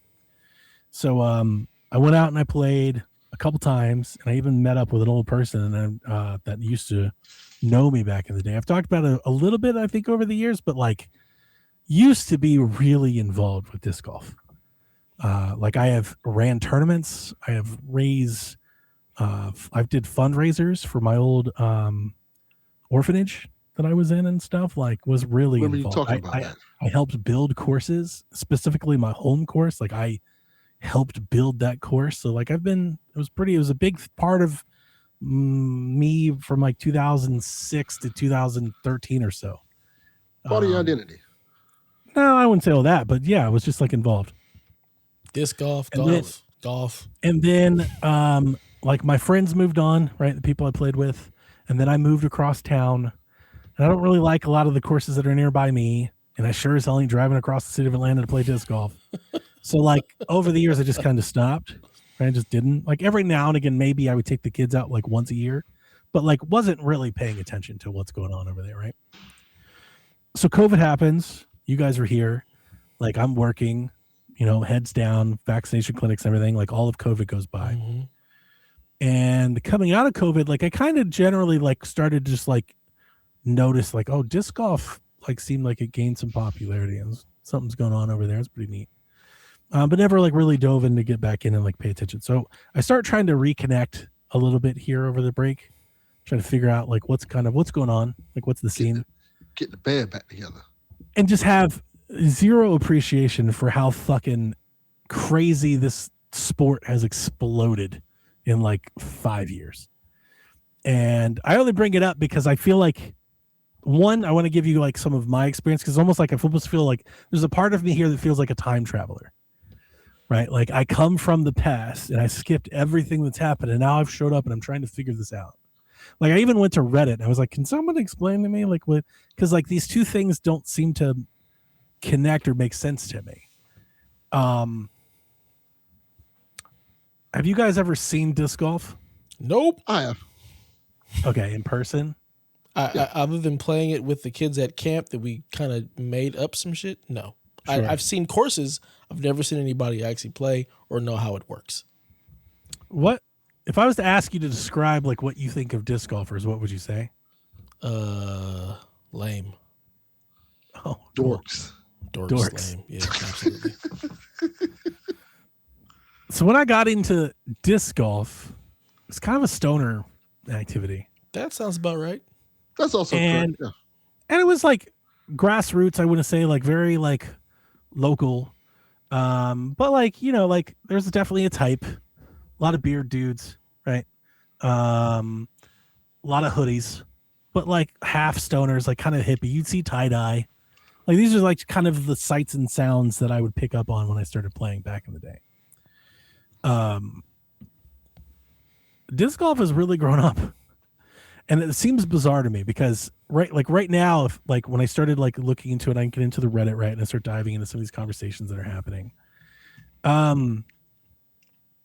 There's like, I guess disc golf, because of COVID and lockdown, a lot of people bought discs to play disc golf. So then like the sport grew in players, but also in consumers.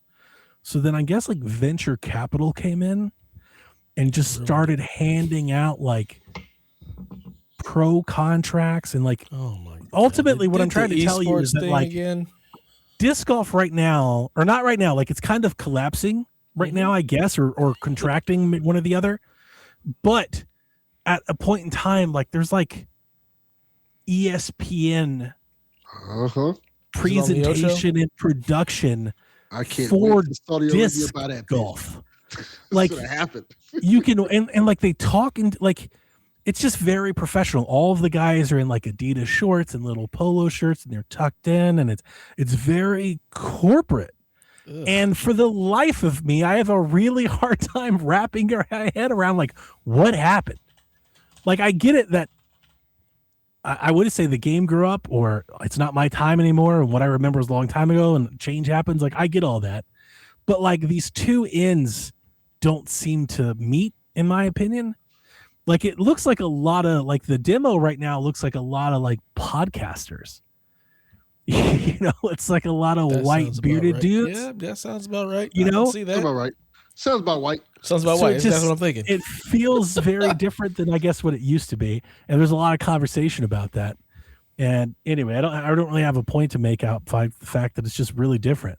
But like, yeah, like all of these disc makers bought up all these professionals and started having like I guess their own tours or whatnot, and then I guess like there's a lot of traffic for disc golf like YouTube influencers and like touring professionals where you like follow along these guys as they travel the country and play tournaments for money, and like these people log in and watch pros play and like I that shouldn't be surprising. Like I'm saying it like I'm surprised, but it's like that's all sports. Right? Like I shouldn't feel like that's a thing that's surprising for disc golf. I don't think it's, if anything, it's emulating the sports that came before it. They even have like that golf monotone like announcer. You know, there's like so quiet and boring. And Paul McBeth's on the 10th tee. He's gonna try to throw a hyzer through that gap right there, and it's just like what the fuck is happening? Like it's almost like again like a time travel. I just feel like I've just zapped into a new existence. Like what happened to disc golf? Like I don't know what happened to it, but I don't recognize what it is. And there was like some culture war stuff that happened during COVID, where I think a trans athlete tried to play in the women's tournament, and then they went to court and all these legal like some shit has happened since I left disc golf. And that's kind of like your reaction, like disc golf. That's kind of my reaction. I'm like, the sport where we'd like fuck around and throw frisbees and get high and just like, you know, like it's the idea that I would ever like pay attention to what a professional disc golfer is doing feels alien to me. It's absurd. But I'm telling you, like, there's like podcasts and channels talking about disc golf free agency. Like, so and so got released from the Discraft Cup. I'm like, who the fuck cares? It's legit. It just reminds me of like when esports blew up and then collapsed on itself. That's like, basically what seems to be happening. And I don't mean to demean it. If you're a listener out there and you play disc golf, I'm not trying to take shots. I also play. Not. I'm gonna demean it. Yeah, we're gonna demean it for sure. It feels weird, and it feels weird because like today, I posted this long thread on the Reddit. Like, can someone explain to me like kind of what happened? And someone sent me this video of like apparently this amazing, and I watched it. This is incredible round of golf that happened like in 2021, where this guy like makes an impossible shot on the last hole, like, and it goes nuts. It's like the Masters, and like even that scene is kind of blowing my mind based on like the good disc golf I grew up with. You know what I'm saying? Mm-hmm. You guys ever have moments like that? Like, it's just like, man, shit. I guess the world spins, things go on. But I play basketball, so no. I don't know if this makes any sense, but like another part of this little experience is that like, so when I was into it and doing things, there was an organization called the Atlanta Disc Golf Organization. They had a forum and they had a calendar, and like that was the hub of disc golf for the state. You could go there, you could click on any course, you could see what tournaments are coming, you could talk to your friends, you could find doubles, that was the place. All of that's gone now. Now, again, time moves on, we have new technology. I'm like, surely we've replaced that. Not really. What I've discovered is that it's all fucking scattered into like random tools of, there's like Discords for this course and a website for that course. And then these courses are on Facebook, but these people are doing their other thing. There are private places for certain clubs. It just feels very not disc golf. Yeah. It's just like corporate. Weird. Somewhat, but not, because there is no like corporate control over like the courses and stuff. Like, these are public places. Because the people who don't want to deal with the corporate nonsense that this has become and just want to play and get back to the essence of disc golf. It's like, street ball. We get all that out of here. We just want to go get high and toss this damn disc into this little chain thing. Yeah. Like and one before it became like corporate. But it's like, it's almost like it's harder to get in touch with it now because it's so decentralized and in different places, whereas before it was like there was an organization.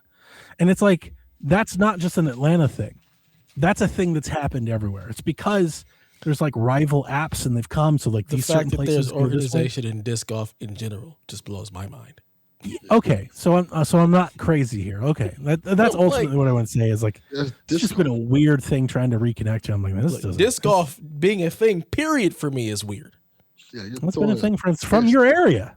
No, I am not from here. You're from the home of disc golf. I am from Los Angeles. Okay. Listen, you white, you Bet Affleck. Look at that motherfucker. Okay. You Los Angeles, you disc golf. Shut up. Man, fuck this disc golf stuff. That comes from you. That's one of your exports. No, absolutely not. It is. That's where it comes from. They used to do that shit in the Rose Bowl. I don't go to the fucking Rose Pasadena. But we don't go to Dina. That's where LA. You live. I'm Los Angeles, sir. We don't disc golf. We Same hoop. Difference. We hoop. I don't think LA is. We known go to for Venice. Hoops. We go to Venice Beach and we hoop. Where the weightlifters are? No. God. Isn't that where Hulk Hogan was from? Right. Yeah, that's where Hulk Hogan was from. Yeah. I didn't say that Venice is like where I'm. Let me talk to you, brother. At Venice Beach, you got some good hoop stuff. All right? He's disc see Hulk Hogan out there just jamming on fools in Venice Beach. What are you gonna do when Thunder Lips runs wild over you? Ugh. Yep. So played lots of games. Had fun with the in-laws. You guys want a little in-law story? Sure. You mess with them? You mess with your father-in-law? Actually, no. He was really funny, but they started playing this game. He was on one. Like he chose violence. He was ready to fight that day, mainly with my daughter. But they have this game where like you pick up a card and you basically read like an opinion, and then the rest of the table has to choose whether they think you would agree with that opinion. Oh God. Does that make sense? Oh boy. This is and the cards are controversial. So there was lots of like race cards or gender culture wars or politics, things like that. And that was pretty crazy. Pretty crazy. This lots of AI really stuff. Quickly. We got on the AI stuff because my father-in-law, he loves the AI videos. Of course he does. Of course he does. He loves the AI videos. And we tried to explain it to him, and he treated us like we were conspiracy theorists, which is hilarious because if you remember the stories that I've told you guys over the years, he is the conspiracy theorist. That's what I was going to say. But like we tried to explain to him, he was like, I don't understand, because you guys know how I am. I've made my feelings in the Discord very clear about this. And he's like, Donnie, I don't understand what you're afraid of. And I was like, well, one, it's really detrimental to the environment. And I tried explaining to him like this story that I came across about. Like, so what? It's only black neighborhoods. No, because there's the story that I came across was this video on YouTube. I think it's from Vice, where they're talking about how bad the data center in West Virginia is destroying like the local water supply and stuff. Yep. And he was like, I just don't think that's real. What the fuck? Like, you can put things in front of these people and they'll say it's not real, and it just blows my mind. They refuse to believe it. I started talking about like jobs and everything. It's very bad. I saw it, yeah. Until it affects somebody they know personally, it's not real. As long as he has his AI fart videos, he doesn't give a fuck. That's what we're trading everything for.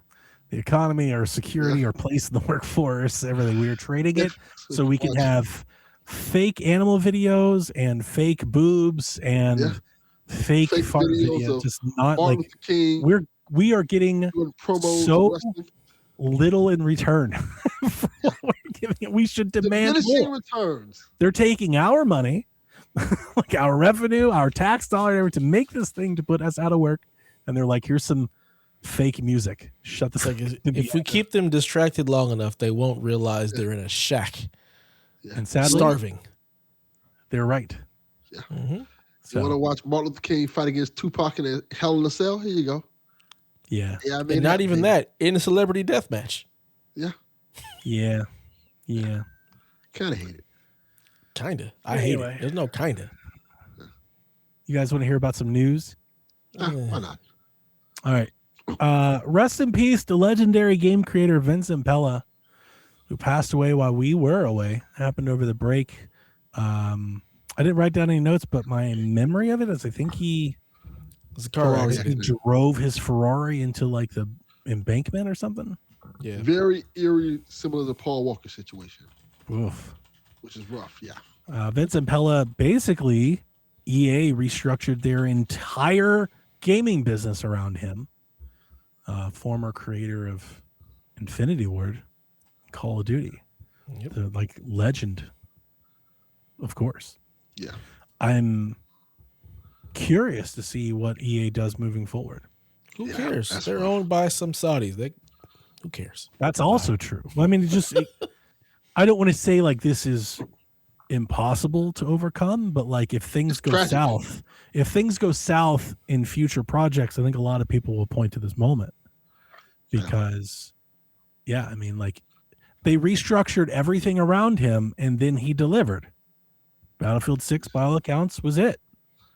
I think he made good on that, and then they lost him.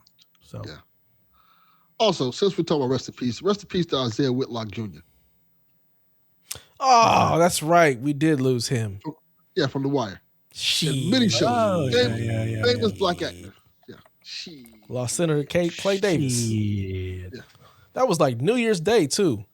Yeah. Damn. Crazy. That sucks. Yeah, we saw that, and I was like, oh, we lost Clay Davis? This is some bullshit. We had several games get announced from the Game Awards or around the Game Awards. There's a new Control game coming.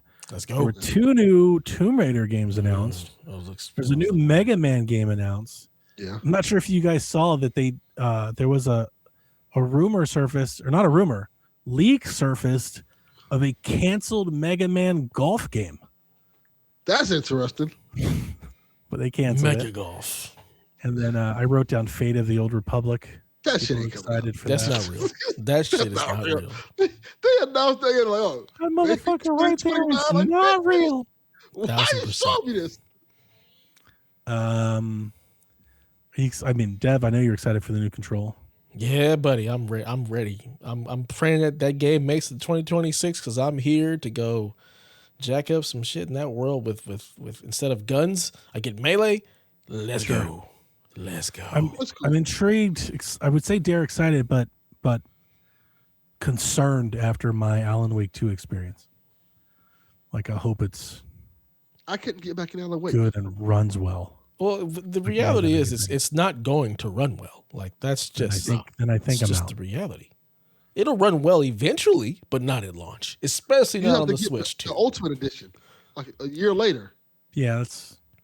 I mean, I just don't think I don't anticipate many Remedy things will run on anything that I have well. So that might be ruling them out for some time. I'll get it right there. I mean, it'll run eventually on something. I mean, it's supposed to be coming to your stupid Apple machine. Switch 3. Fucking Apple piece of garbage. How dare you? Fuck that shit. How dare you? Trash. Powered by PSVG, powered by Apple Silicon. No. It's happening right now. No. I'll have you know. It's powered by the internet. Okay, it has nothing to do with your Apple We've not had one melon issue since I've switched to the Mac. You know what? She's not wrong. I'm not wrong. Not one. I never had any melon issues personally. The only ones who have melon issues are the two of you. All right. You don't host it. When I did host, there were never any problems. You hosted like 3 times. I've hosted like 4,000 times. I hosted 100 episodes on XP. No problems. There's a lot of problems with those. There was no problems at all. There's the reason why you're not on the show no more. What do you guys think of the new Tomb Raider games? You excited? They look weird. I'm not excited. Weird. That's me thing too. AI. Yeah, it does not. I woke up the next day and I was like, "Is Tomb Raider AI now?" And people are like, "What are you talking about?" Like, what do you mean? What am I talking? It looks. Me and Kyle had the exact same. It looks like a Snapchat filter. It just doesn't look right. It looks like weird. Yeah, I don't like it at all. I'm not a fan. And we got a new voice actor too. No, I'm good. I went to the Reddit and the people were hyped. Yeah, they're so excited by the way it looks, which is a little like I'm interested. Like I'll probably play it, but I think they're excited because she looks like the old Tomb Raider, like the outfit. But I'm like, everything else it just doesn't look right. It just looks all AI, weird and fake. I want my Tomb Raider gritty and look like a real person. Like I was kind of wondering if they just made an AI trailer for the Game Awards. That's what I was thinking when I saw it. And just didn't say shit about it. But they kept saying it was like in engine, I guess, or capture. Yeah. But I mean, it didn't look like a whole lot of. It didn't believe. A lot of fast cuts, a lot of camera, a lot of transitions. It didn't look like gameplay. Yeah. No, sir. I don't like. They swear it is, but I don't think so. Not a fan. Not a fan. Anything else about any of these games or any other game that you guys saw announced that you want to shout out? Or I didn't watch that shit. I didn't either. I told y'all the story what happened. Did you have a good time? It was fine. Control. That's all. That's all I have to say from the entire Game Awards is Control. My opinion doesn't matter because I don't watch, but I shared it on Discord the next day. I grabbed a blog and went through it and caught up on the news. And I think more than any of the ones that we've ever had before, I've never felt more like right to skip it. Yeah. This felt totally skippable. Not because the announcements weren't good, they were. It's just a lot of it was like CG future just a lot of it just didn't feel very tangible or real or close. Or I was just like, this is just kind of didn't need to be here at all, really. This is the first Game Awards where I felt really detached from. I go like, oh, maybe this isn't for me. Maybe like not gaming, but maybe the Game Awards and the concept of it just isn't for me anymore. Maybe I've outgrown this. Yeah, I've been there the whole time. But especially this one. Like the fate of the Old Republic, I understand why people are excited and they should be, and that's kind of like a big announcement, but like there's nothing games about that trailer. Like what the trailer? Real. Right. And then Jason Schreier was like, they're still putting the studio together. I was like, oh God. What are we doing? This is so fucking far away. This is basically a show for an investor's call. Yeah. That was like, get out of here. Yeah. This is the thought. That doesn't feel very like like time. It feels somewhat like outdated. Like we're not really. I don't feel like we're really doing that anymore. Yeah.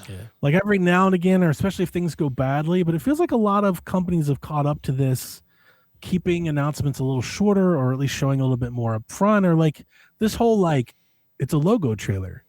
I don't know. Like it just doesn't seem like very 2025 like good business to be doing. Like nobody wants logo trailers.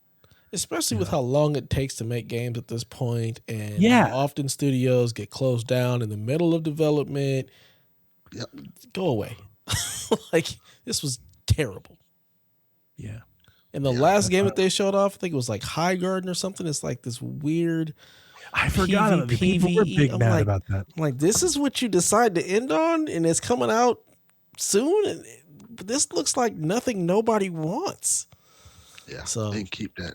Yeah, they can keep that. I feel like that is going to bomb hard. Yeah, it's probably not going to go well. Not a great. Imagine they paid extra for that placement. That's so unfortunate. Talk about a bad investment like that. That's doing disservice to yourselves. Yeah. I wrote this down. Naughty Dog apparently had to crunch to provide a new slice or demo for Sony review of Intergalactic. That was like a news story that happened while we were gone. So that makes what? That made me think that I don't care about the crunching part. That's not the reason I put it down. I felt like I thought Intergalactic was maybe closer than that.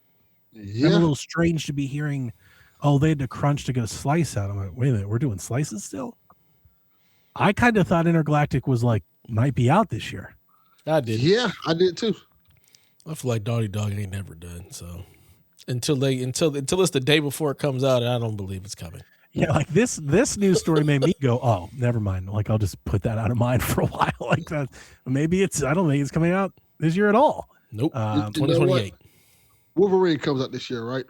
And maybe that was the thing the whole time. And listeners, like one thing I talked about on Shaq, like I'm doing the news differently this year. Like I'm doing the news, not just for the show, but like I'm ingesting less news. I'm doing kind of this deplugging thing. I love that for you. Yeah, like I'm just not that in the know. So if you were like, of course, Donnie, it was all, I don't fucking know. I don't have a PlayStation. Sue me. Like Delvin with the gold coin tapes.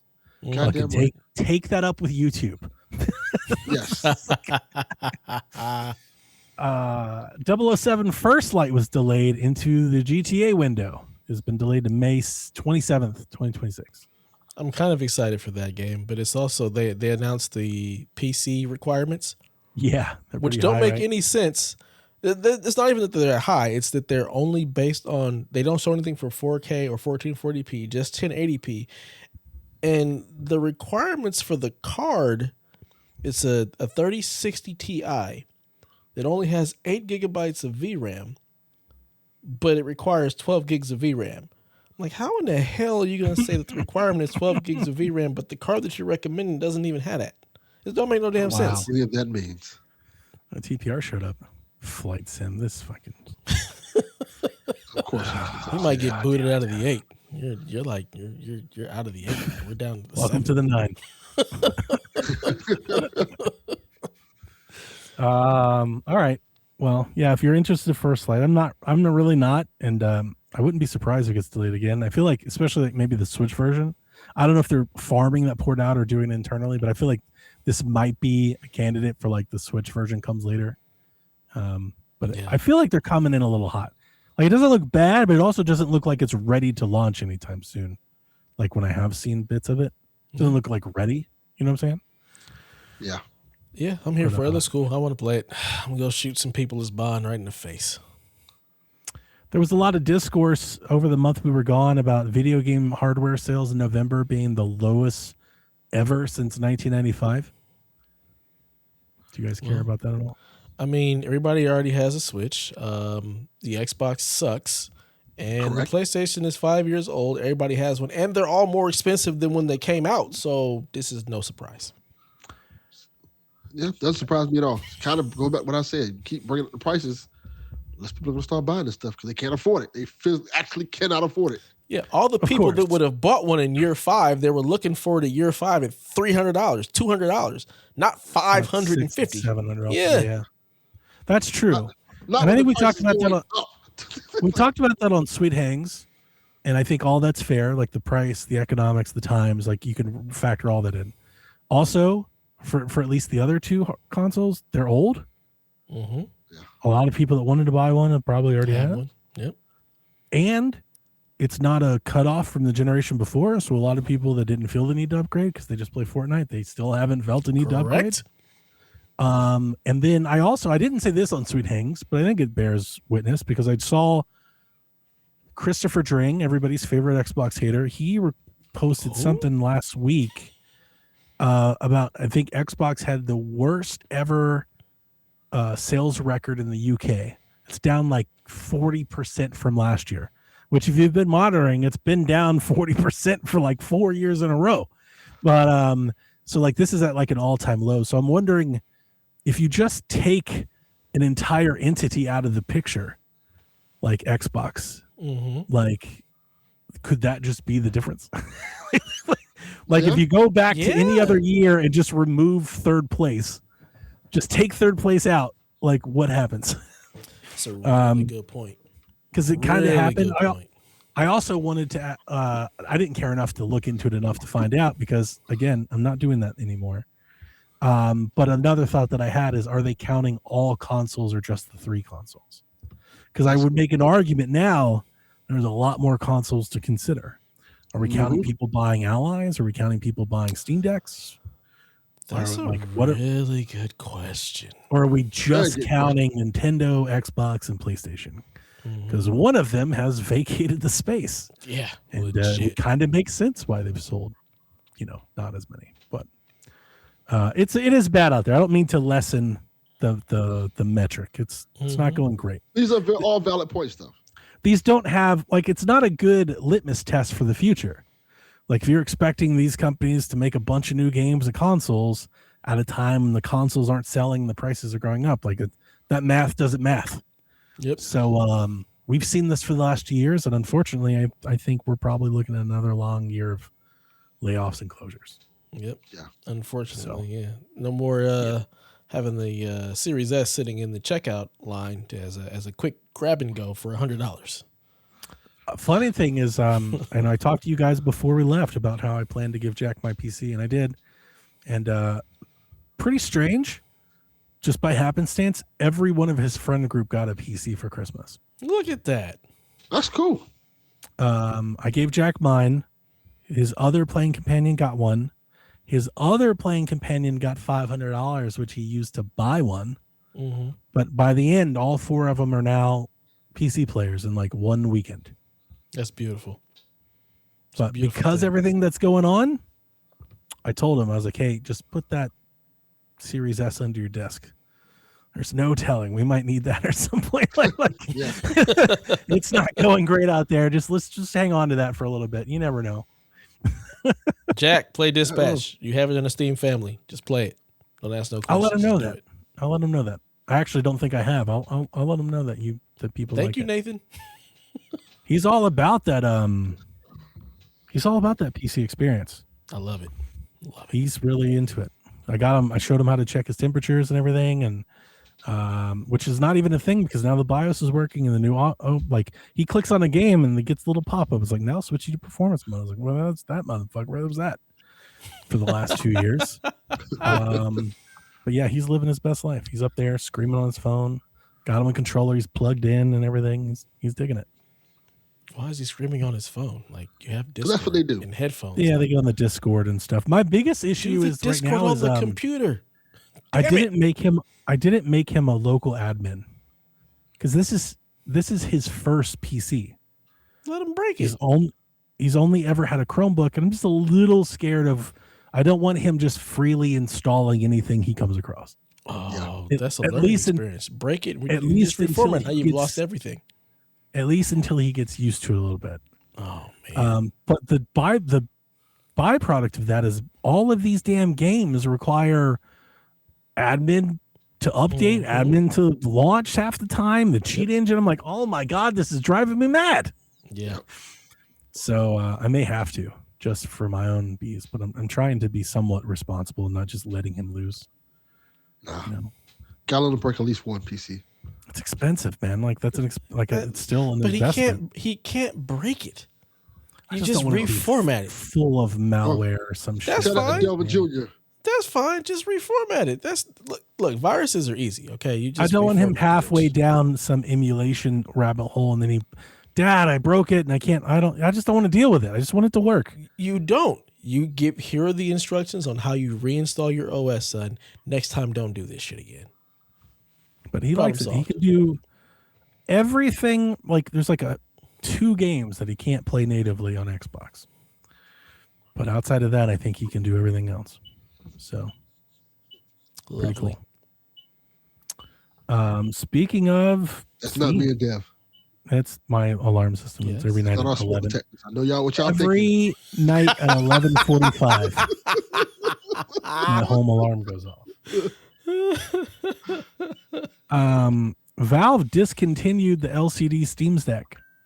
That was like their base model, their cheap one, which now means the entry price has been de facto risen. The entry price to a Steam Deck now is $549 for the base OLED model. Still a good price. I think a lot of people pointed to the costs of RAM and stuff and like, see, everything's going up. I feel like this is maybe more of a factor of the OLED is outselling the LCD. Mm-hmm. Yeah.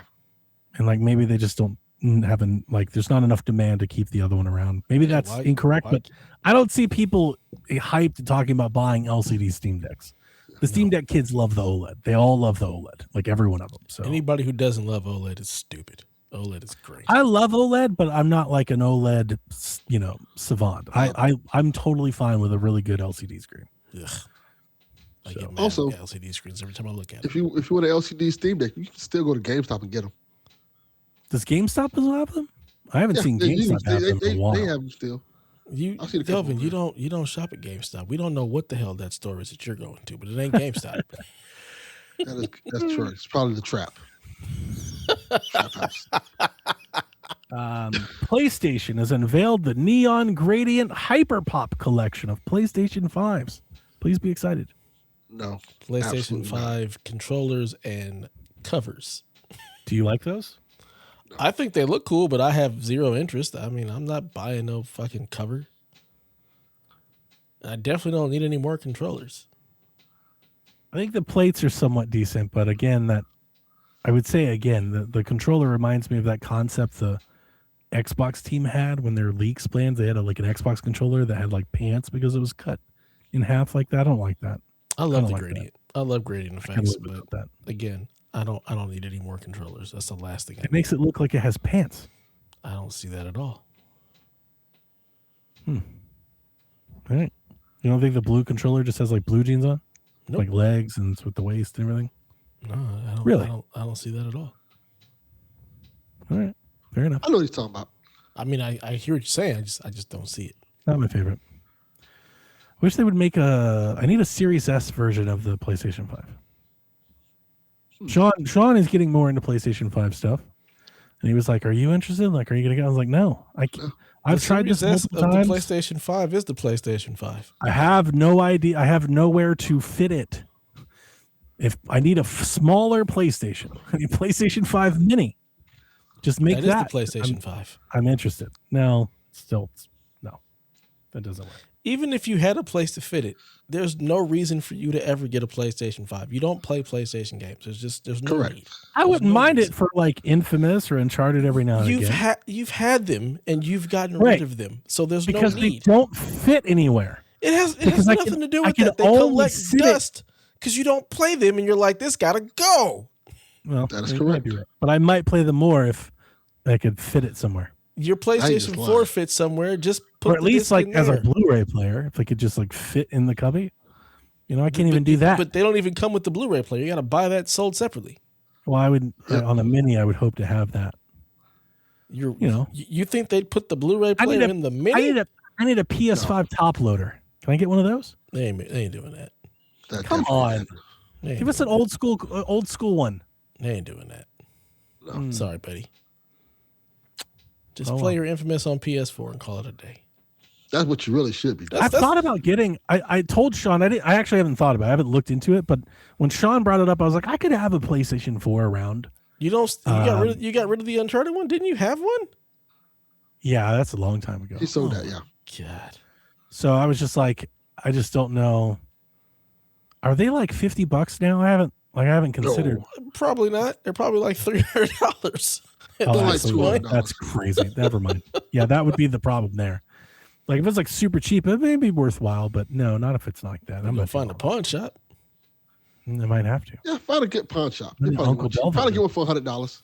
Uncle Delvin to jump in here. He's got this old PlayStation 4 sitting around somewhere. You just send that over. I have two of them. Have a PlayStation. I know you do. I've got Probably two 8 of them. PS4s. I've got a PS4 and a PS4 Pro. Yeah, if you're out there, PSVG, listen, for only 5 cents a day, you too can support an Xbot in need. My PS4 is literally sitting in my closet underneath my pants.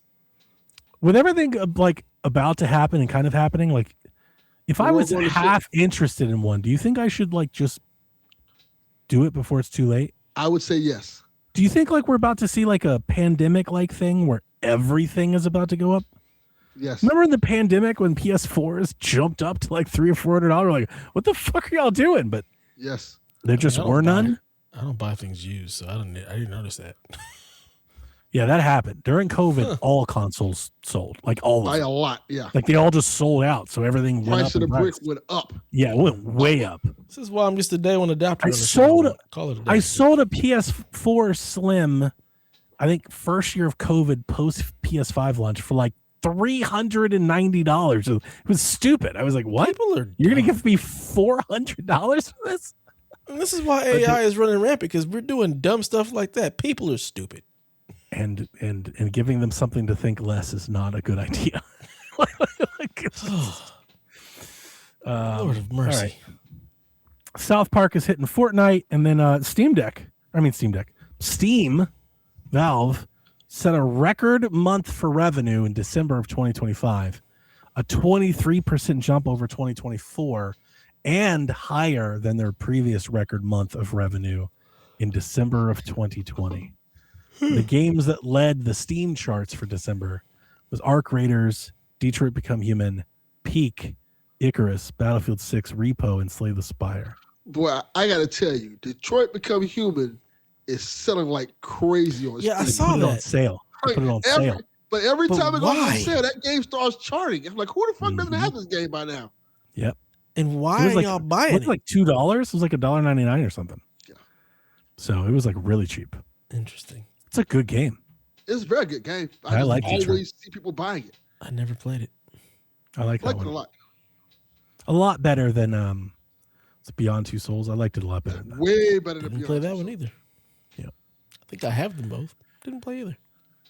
Some rumors. There are lots out there flying around. It's the first of the year. Kind of comes out, but there's talks.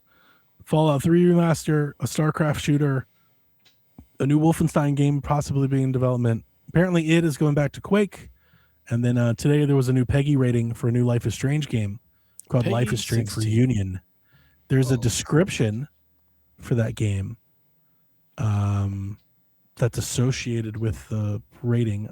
I mean, I guess it's kind of spoilers, but you know what? I don't care. It's our show. If you don't want to hear about Life is Strange, apparently Max and Chloe are getting back together. It's probably the last Life is Strange game, I'd imagine. And that seems to be the case. So we'll talk about it Sunday on Shaq with Rebecca for sure. We saw how that last game did. Get these motherfuckers back together. Yeah, that's probably do what you gotta do. That might be the case. Absolutely, yeah. I'm excited for that. That's more exciting than what I think the last one was setting up for. I hope they go away from that, but we'll see. I'm afraid that they're going to like tie it all in together, and that's what I don't want. It seems like they're heading down some Avengers Endgame thing with Life is Strange. Excellent. Not great. What the hell is it about these games that draw y'all to them? Because I do not fucking get it. You like Dispatch? I do like Dispatch. Well, Life is Strange isn't all that different from the Telltale games. Yeah, pretty much. I don't like Telltale games. Like I actively avoided You just said those. if you like the Telltale games, because I know people like those things, and that's kind of similar. Okay. There's one Telltale game that I liked, and that was The Wolf Among Us, which I also didn't finish. I mean, it's just like, I don't know. I mean, I think the first game, I don't know. Why do I like Life is Strange? This is deep, but the first Life is Strange game is very teenagery. It's got that angsty teenage angst kind of feel. It's somewhat nostalgic. It's written in a way that reminds me of middle school, maybe you of high school. Yeah. But it deals with some actual social dilemmas in a somewhat exaggerated way, but it tries to do something and broach topics that games just don't really do. And the characters and their bonds are what keep you going. Like I'm invested in Chloe and Max and Rachel Amber and I forget the boys' names, the brothers. I think it's Josh. I love them. I think this is why I have no interest because fuck teenagers. Like I want nothing to do with anything where I have to deal with teenagers and their bullshit. I'm out. Personally, for me, it's probably why dispatches work because it was adults. Personally, for me, I think I've always said for me, Life is Strange. A big part of is the music.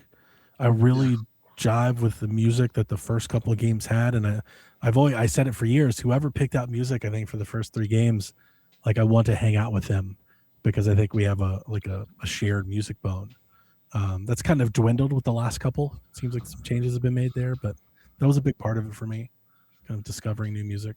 It's got a very indie coffee house kind of singer-songwriter type of vibe. But and why do you love it, Delvin? What keeps you invested in this shit? The story was compelling, in a kind of Degrassi, silly teens sort of Scooby-Doo mystery way. It's not an amazing story, but it's like it's like something you watch. It like almost kind of like what we was talking about, like Are You Afraid of the Dark or those type of campy stories. I was gonna say like Clarissa or something like that. Yeah, like that. Yeah. I think as the series goes on, the storytelling gets better. I think it's real. Yeah. 2 was pretty good. Suicide, sex, drugs. Like it gets real. Yeah. Abduction, racism. It's a big part of it. Tell Me Why is a couple different games. Tell Me Why is an incredible game. Yeah. I think Tell Me Why is one that you might resonate with Tell Me Why. Dan. Yeah. Incredible game or incredible story? Because these ain't games. Both. These are just stories. Both. Tell Me Why. It's why I like Tell Me Why. I think Tell Me Why is maybe the best game of it. Yeah. Because the puzzles in that game I thought were really rewarding to figure out. It's like really good. And the story is great. It's trans character. I got introduced to a lot of different topics about that, kind of learned a little bit more about that world. So it was enlightening. The story and the gameplay was really good. And some of the story in Tell Me Why is like optional. Like some of the gameplay. So there's like puzzles there, but you don't even have to do them. Like if you're just for the story, you can just skip over it. The other games aren't so much. They're more like paint by numbers, Telltale-ish. But yeah. That's it for the news. I love it. News, not important. Like just shoot through it. I love it. Let's go, baby. Rude Days. He's back. Welcome back from your vacation. Rude. I think he's actually back on vacation. He was like, as soon as you go back to work, I go on vacation. So fuck you, Rude Days. Anyway, he says, hi, 'tis the Rude, back again after dominating last season. Do we even have a season? Did that even exist? I don't feel like that was real. Really. That didn't happen. He said he also scored 2 more points as he got the unders right on Kirby Air Riders in Metroid Prime 4. Solid picks. I should have taken the under on Metroid Prime. I thought I would have. I don't even remember what those were. I didn't even talk about it, and that tells you everything you need to know about what I feel about Metroid Prime 4. Damn. I'd rather talk about Sonic Racing Cross Worlds, how bad it is, than Metroid Prime 4 at all. Ooh. Metroid Prime 4 is kind of boring. It's all right. Yeah, it is hard. It's all right. It's not Shack, like it's fine. I'll put it to you this way. It looks really nice. Like it looks great. Just kind of like at one point, and I said this to Delvin and Shaq, and I mean no exaggeration. It was my second session playing. My wife went to bed at about 9:30. I was like, I'm gonna sit here and play Metroid for a couple hours before I go to bed, and literally almost fell asleep while playing it. Yeah. Put it this way. Like was naughty golf. It was like, oh, like mid play. That's crazy to me. I've done that. Assassin's Creed 3 did that to me. Fell asleep. It kind of is. It gives me those sorts of vibes. Like I immediately I thought of Skyward Sword when I was playing it. Like it feels very linear, forward. Like I don't know. It's not Metroid. It's no Metroid Dread. And like part of me, like what I've said is, it feels like to me it wants to be a Halo game, but there's not enough Halo. Like that's kind of the problem. There's not enough going on to make that feel fun. So it's like kind of this in between. Like it's not a Metroid game. It's not. Like it's just not. It's more of like a Skyward Sword. Like I would show like there's comparisons to like early Assassin's Creed, Gears 5, like maybe like this interconnected hub world, like Skyward Sword, of these things you can do. And the big open world or the big open area is very empty. And I don't know. Like, I've never been the Metroid person, so like I was probably not going to like it as much as anyone else from the get-go, from the jump. Like I'm fine with owning that, but even with that said, it's far less than I imagined. Like it's just it feels kind of old. Yeah, it looks like a game that was made for the Wii U or something. I mean, I've never been interested in the Prime series, so first-person Metroid to me just feels wrong. Yeah. This marks a couple. I haven't beaten a Metroid game since Samus Returns on 3DS. And barring like something different, I think I might be done with this. I don't think I'm gonna do whatever the next one is. Like it's just not for me. Maybe that's just it. It's just not for you. Yeah, it's fine. It's fine. It literally is fine. Like it is fine. It's not bad in any way. I wouldn't say like I wouldn't point at anything and be like, this is bad. Yeah, it's missing. It's not very fun. Like at all. Like I just wasn't having much fun with it. There's a reason I've been on Ghost of Yote for 20 hours. Like outside of how good it looks. It does. I think it looks great. Looks great. Just boring, bland, empty. Just kind of, yeah. Yeah. Okay. Well, I'm not missing anything. The Rude continues. He says, the Rude noticed there were complaints that he ended it early to secure a win, most notably from the one who has yet to win a season, Mr. Delvin Cox. While these allegations are possibly true, the Rude will still take the win, as according to the script, this was the destined outcome. Nice. So there you go, ladies and gentlemen. Season 3 winner. So much like our president, we just make up the rules as we fucking go. We just do it. Basically, he said, I'm taking that. Like you're going to have to sit there and deal with it. I won week 1. Let's end week 1 with the season. So moving on to this season, he says, not many games releasing in January, but hey, the NFL playoffs are here. So who you got? Bills at Jacksonville Jaguars. The Rude is going with the Jags. I'll take the Bills. I'll take the Jaguars. I, too, am going to go with the Bills. Nice. We have an even split. That's fun. Yeah. That's very fun. Let's go Bills. Texans at Steelers. The Rude is taking the Steelers. Fuck the Steelers. That is correct. Fuck the Steelers. I'm going with the Steelers because Steelers terrible talent. Let's go, baby. Yeah. Terrible Aaron Rodgers broken in half. That's true. God damn, I don't want to root for his ass. I hate him. Like, fuck the Steelers, man. Fuck the Steelers. I can't stand his ass. Take the Texans. Yeah, I got to go to Texans. Nah, I can't root against CJ, man. I still love Mike Tomlin, so I'm going with them. Stroud. Yeah, he's cool, but, I do like Tomlin. I like Tomlin, too. I like Tomlin, and I Steelers are my AFC team, so. Yeah, fuck the Browns. They can go to hell. Browns can suck a dick. And lastly, the San Francisco 49ers, the Philadelphia Eagles. Rude is actually picking the 49ers. I don't know about the teams. I don't know about the other ones, but like I at least know of the Steelers and the Bills. What's San Fran doing? The whole team is hurt, but we somehow managed a 12-5 season. We got our asses handed to us by Seattle's defense. We only scored 3 points in the last game of the season. Which, if we would have won, we would have had the first seed in the NFC. But since we lost, we're now the 6th seed. The Eagles have had an up and down season all year long. They are still the defending champions. They're still a good team, but they've been just completely hit or miss. Out of sync. Yeah, I'm gonna pick the Eagles. Both quarterbacks healthy? Both quarterbacks are healthy. Purdy is healthy-ish. He got a stinger in the last game, and he's been. I feel like Purdy's always healthy-ish. Yeah, he was out He was out for like half the season, but the back half of the season, like he was balling. He had 5 touchdowns the last 2 games. Like both. Like the that last. Sounds like that might be a really good game. Then maybe. Yeah, try to watch that one. The Niners in Philadelphia have always been good games. Like in the sounds playoffs more the last couple of years. Bills Jags. It's definitely more interesting than the other two. But I as much as I want to root for my Niners, I feel like we're too hurt. We have too many injuries, and we're limping our asses into the playoffs. Then I'm going to take the Niners. Who are you taking, Delvin? The Philly. I'll take Philly. Taking Philly. I mean, I can't root against my Niners, so I got to go with the Niners. Of course not. Nice. Got my nice Niner beanie for Christmas. Let's fuck. I got an Ohio State beanie for Christmas. That's what's up.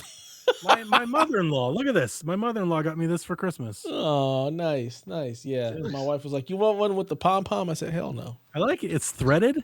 Look at that. Ooh, nice. That's nice. Yeah. Sorry, Delvin. Miami team sucks, so you don't get anything. No, I didn't want one anyway.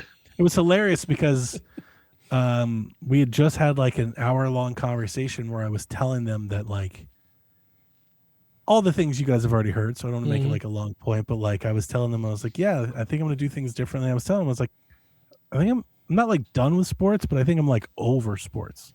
You know, like I'll still kind of somewhat pay attention to like wins and losses, and if it's on or something, I'll look at it. But like I don't feel like this should be a surprise. I feel like this has been like kind of a years-long thing, but like I'm just kind of like ready to like let that go a bit. Not nearly follow it as much as I used to. Yeah.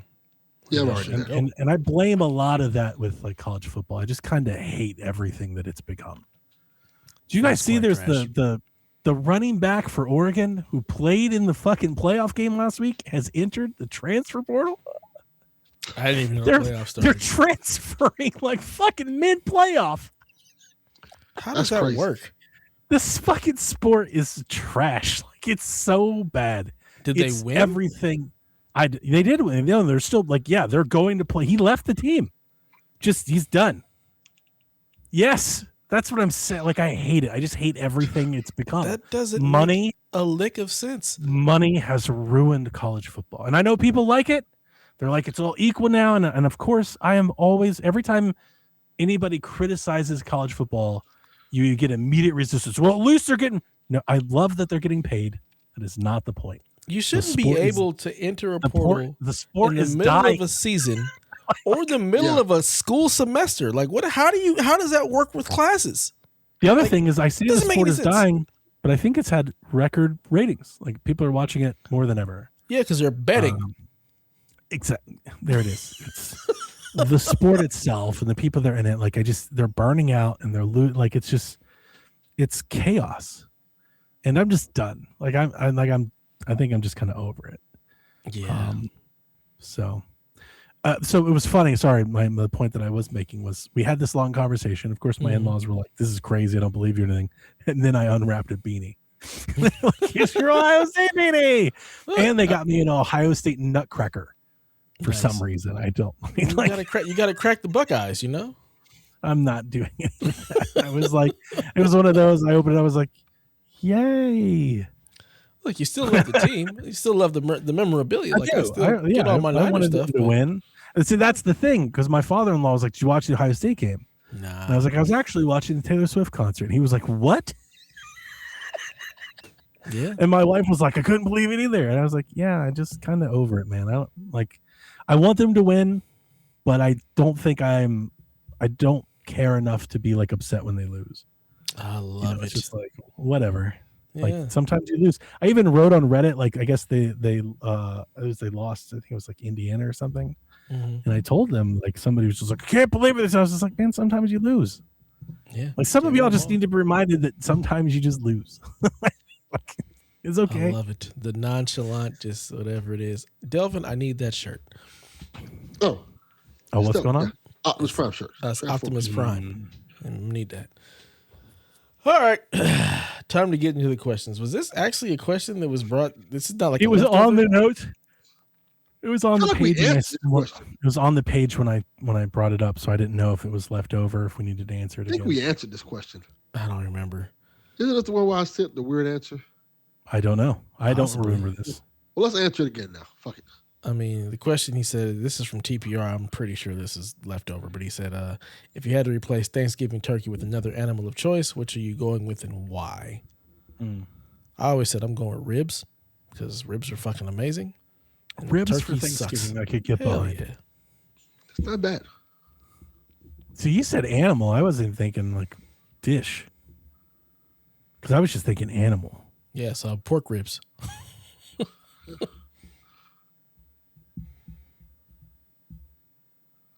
I want to try and make a case for sushi, but it just doesn't work.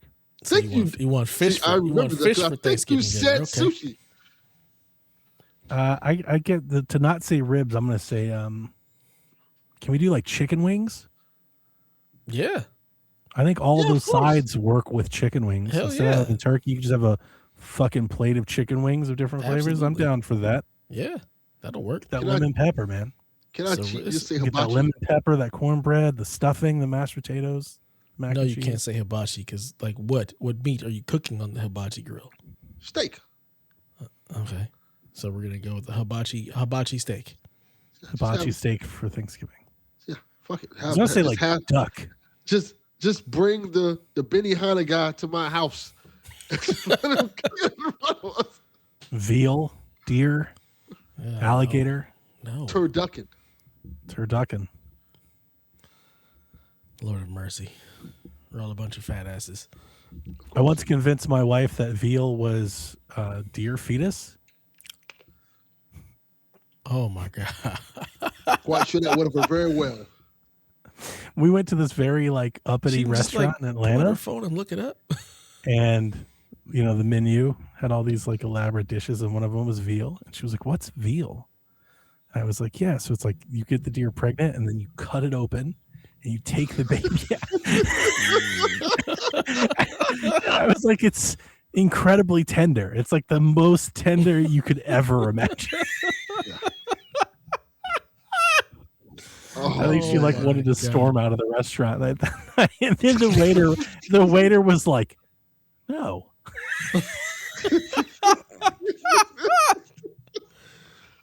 Oh wow! It always amazes me. Me for weeks for that one. That when people see something, they don't just immediately just look it up instead of asking someone. Like this was a long time ago. No, it was still the same time, but this was a long time ago. So funny. Like a long time ago, 20 years ago, maybe 15. Damn, funny. Yeah. That's the only my only veal joke. My only thing. It's a great answer. Great answer. Yeah. B-Mox wants to know, what are my thoughts about Apple Silicon in 2026? B-Mox, you're about to lose your Paramount Plus ability to log in. Password is getting changed. Fucked up. Because this is some bullshit. I graced you with Paramount Plus, and then you give me this? This is how you feel? I have a Mac. We're changing the password. You're getting cut off too, Donnie. Just on GP. No more South Park. No more South Park. I've been watching that for South Park. You've got your Apple Silicon. Now that's what you get. No more South Park for you. I think I get free Paramount through Walmart if I want. Then there you go. That's what you're going to have to do because this password's getting changed. But yeah, I got rid of my PC, and in return, I picked up a Mac Mini, the M4, the last year's model I got. I don't know. Crazy discount, crazy sale. It was on sale like all Black Friday. I think pound for pound, hard to beat, like, you know, computer product for the window. I gotta tell you, Dev. No. You know, I told you the story before. I had a girlfriend in high school that had a Mac, and one time I was like, "Hey, can I use your computer? Send an email," and she gave it to me, and I was fucking lost. I didn't know what the hell I was doing. I was like, "What is this crazy ass computer you have?" That was my only impression of Mac. I've never considered it since. I was kind of interested. The whole reason I got it was, one, I got it for a deal. I got the guy took like 100 off on their car. It was crazy. But I want to change things up for 2026. I said I want to do things differently. I feel stale. I want to do things, shake it up a bit. And I've told you all year long, like, you hate Windows. I've been over Windows for some time. Like I only have a computer because I have to for work. I need certain programs that have to run. Otherwise I would just use my Chromebooks, which I love and would rather use those anyway. And I just never considered Mac, and I was like, you know what, this would be fun. Let's try it, see if it works, see if I can adapt to it. I'm shocked at how fast I adapt to it. I mean, like 3 hours, I was good. Yeah. Like I was thinking that I was going to come back and be not as weird it's been weeks long. And I did explain this. Me and Sean talked it out in Sweet Hangs. And Sean says, because I was thinking, I think my Steam Deck experience has helped me a lot for this. Sean was like, I think your Chromebook experience has helped you out a lot with this. But I just took to it way faster. Now, obviously, long time, things have changed. He also said he's like, Windows is a lot more like Mac today than, so like things have changed. And I just hadn't really ever considered it. But barring I have a couple things that were like weird. Like I had to remap some keyboard things, the snippet. Like I used a lot of snapshots and stuff. I had to like figure that support isn't there natively. I had to install like a weird program to get like a sound mixer. But outside a couple of those little things, I just like turned it on, started, and like got like I've literally used it every day this entire break. I had it slightly before we went on break. Our Christmas show was on the Mac. Actually, it was the day before our Christmas show is when it arrived. I set up that night, ran the show the next day, and it was sacrilegious as Mac ain't hard, man. Like I get it, but like I said, that was that's Sturts. I only saw the first part of the name, but yeah, I've been very happy with it so far, Dev. Sorry, I've had to defect, but. Fuck Mac and everything they stand for. It's so good that like I've literally already started thinking, I'm like, I might need one of these for work. Like I could just get another one and put it in the office and replace that. Because I like it a lot. Instead of this gigantic machine with all the fucking cable, like I just have this little box on the desk. It's this is perfect. I should have done this a while ago. Like literally, that is the feeling. I should have done this some time ago. Because you just want everything to be a GameCube. That's really what it is. It has the support that the Chromebook doesn't. I can run SQL Server Management Studio. I can run Fillmore. I can run x86 apps because Mac. There's so many Macs that devs make support for that where nobody does native support for Chrome OS. So this is a nice go-between. It's like having a Chromebook Pro kind of, because it's all Linux based, right? All these things, Apple, Chrome, and stuff. So it's kind of the same. Yeah, it kind of feels the same. Yeah. Garbage. I was surprised with the gaming. The gaming is I expected the worst, and it's just a lot better than that. I've always heard, Macs don't game and Apple doesn't take it seriously and stuff. And like, mine plays Control really nicely natively. I bought it off the App Store. I guess they've made some grounds with iOS because like several of the games that I have on iPad I can play natively. Like most notably, the one I've been playing most is Retro Bowl. I can just play Retro Bowl like college natively on the computer with a controller. That's very nice. And then even Steam, I've got like 300 Steam games that are supported native Mac, and a lot of good ones. So, it's not like I didn't buy it to game. I don't plan on gaming a lot on it, but it's more capable than I give it. Yeah. Still fuck them. D-Life says it's Unix. Unix, Linux, all the same fucking shit. Yeah. Garbage, trash, all of it. I changed my browser. I changed my search engine. What browser are you using now? Just going through stuff. Brave. I was going to say Brave or Opera. What the fuck? I've never liked Opera. Yeah, I'm still out here being fine with Edge and Chrome. Edge, I browse the internet. I don't need it to do much. Sucks. Can I get to the website? Then we're good. I like DuckDuckGo. That's why I started using it for search engine. Neither have I. I started using it. It's very like links heavy. I don't get so much like embedded media and ads and stuff with it. That was enough for me to be like, yeah, we'll rock with you for a little bit. I've been doing it all month. I like it. Thought that was pretty good. Yeah, never heard of it. Won't be using it. I'm good. It ain't that serious. John 32 wants to know, how does Delvin reconcile being so happy while being away from his friends for the month of December? And why don't you miss them the way they miss you, sir? Why don't you miss us? Yeah. Easy. I play video games and have fun and enjoy life. Go out there and touch grass. Also, my friends can text me or call me anytime they want to. I texted you all month. You never responded. On where? My phone? On Discord. My phone. Oh, yeah. I text his phone. I tagged you in like 6 stories on Discord. You never responded. I was not in Discord. Damn yeah, I was like, he ain't on Discord. I'm just going to text him. But that's texting. Discord is texting. No, it's not. Why isn't it? I have all my Discord notifications turned the fuck off. Exactly. Well, I'm not texting. Just send me a text. 13-year-old girl. I'm not texting. Like a grown ass man. We are texting. I'm not texting. I'm not doing that. Give me the clicks keyboard the thing. The kids are on Discord. Yeah, the youth. So you are like the 13-year-old girl on Discord. Yeah. No, my daughter said none of her friends have Discord. She's not 13. Well, still, but she's as close as all of my daughter's friends who are 13 and 14, they're on Discord. They're not texting. They're on Discord and iChat or whatever the hell that shit is, but not Discord. Or not texting. Like me and Delvin, grown ass men in our 40s, texting. Send me a text. I'll answer it immediately. D-Life was texting me. So basically, fuck us for December. Gotcha. Nah, I can just text. Yep. No, we get it. Just like now, I'm playing Ghost of Yogurt. I wasn't trying to be on the phone talking about how the country's collapsing, shit like that. Oh, I didn't do none of that. I know. Oh, we know. I see it. I look outside. That's true. I didn't know what day it was, so I had a Wii U Christmas. Yeah. What the hell does that mean? We played Nintendo Land and Mario Kart and NES Remix. Yeah, me and the kids. That's what I told them I wanted for Christmas. Kids, man. We had so much fun. Power to you. I do not. We had so much fun. I reskinned my Wii U. I got a guitar for Rock Band. Yeah, I saw that. Yeah, we saw that. That was nice. I've considered getting that guitar if it worked with PS3, which I think it does. Because I think it does. Guitar. It does. I need a guitar. There's 2 versions. There's the Xbox PC version and there's the multi-platform version. I think the multi-platform version might. Yeah, it does. It's just the price. I'm like, I don't know that I want to spend that much for. I get it. For Rock Band on PS3.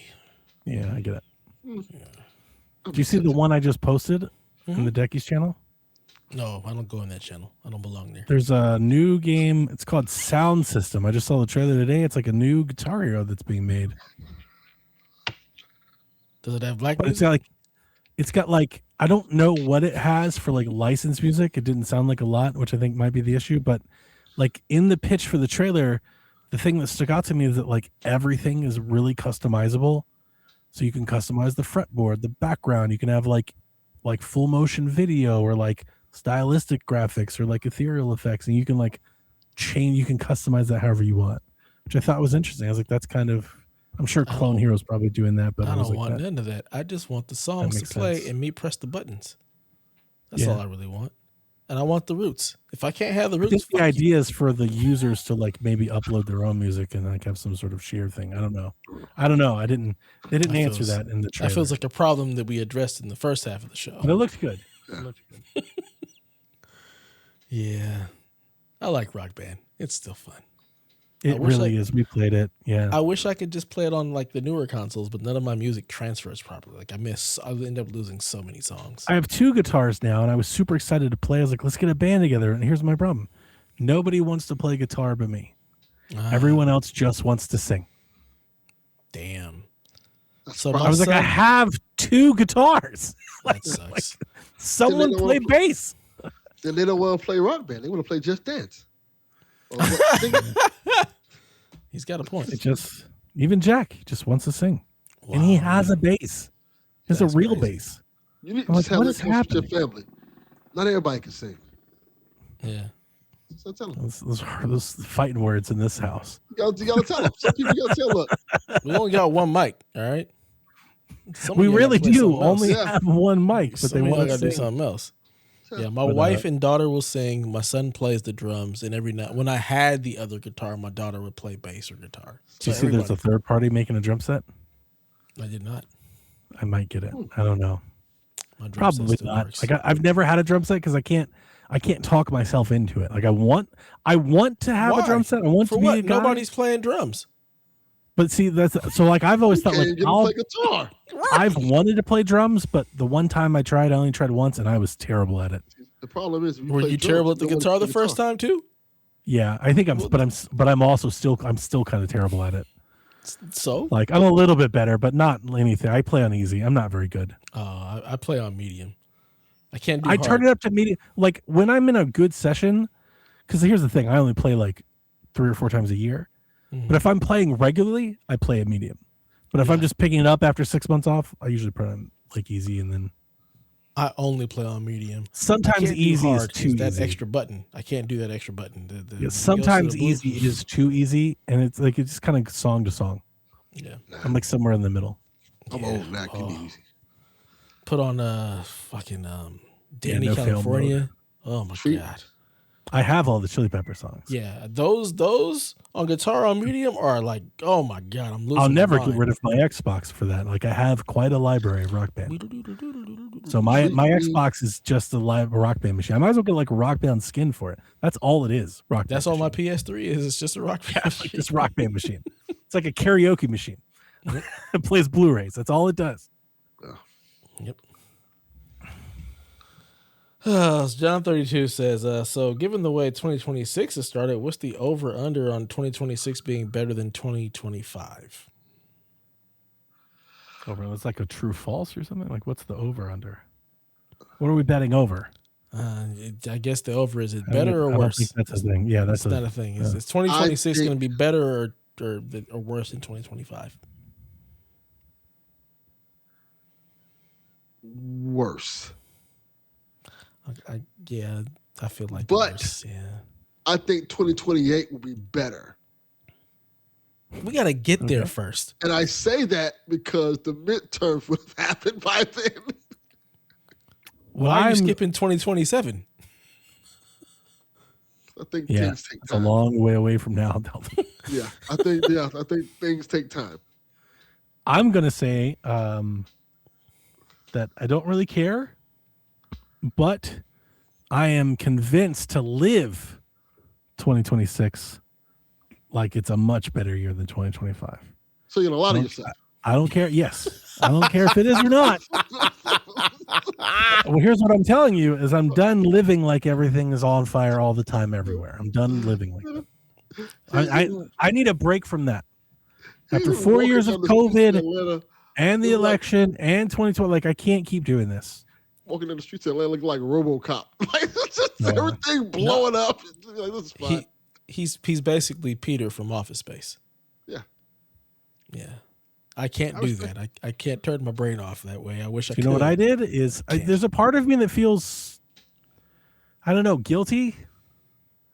You know? Mm-hmm. Because like I feel, but like, I don't know. I just can't keep doing it. Look, I'm going to keep 100 with you. Everything I've done in the last 6 to 8 months started a year ago when I told you guys that I was exiting that channel and that space, and I was turning out, and I've turned those podcasts off, and I turned those YouTube channels off, and I blocked the Wall Street Journal, and I blocked all the news sites that pop my feeds, and like I put appliances in place to make sure that I see less of that. Yeah. And it was great. Like I feel bad to say that to people because I understand people who are like, you can't just I get it. I'm telling you that for me, I am doing that, and I have seen such an improvement in my day-to-day experience that I've then taken that approach and now have applied it to every other facet of life. I'm doing the same thing with video games. I've nuked my new YouTube channel. I've changed my computer. I've changed my browser. Like I'm kind of doing that everywhere. And I'm committed to having a good time this year. Yeah. Might be the last good time we can have for all we know. So I suggest you guys do the same, but in between then and there, I'm planning on making the most of it. Hey, I'm not mad at it at all. Yeah, I'm gotta protect your mental health. It feels a little cowardice, but it's no, not at all. It's not how I want to live. I don't want to live in this constant sky is falling, echo chamber. Yeah, you gotta protect your mental health, man. At some point in time, it can literally break you if you don't. I think I was close to that last year. Yeah. I think I was in a bad spot. early last year. And it's been like I said, it's been a good improvement. I hope it shows. And all I did was lean into that feeling. I was like, this is good. Let's keep that going. I think Dev will agree with me when I say this. One of the good things about black people is we can just joke through the trauma. We can joke through that shit. We see the world fucked up like fucking. It's like that's Tuesday. Yeah, it's Tuesday.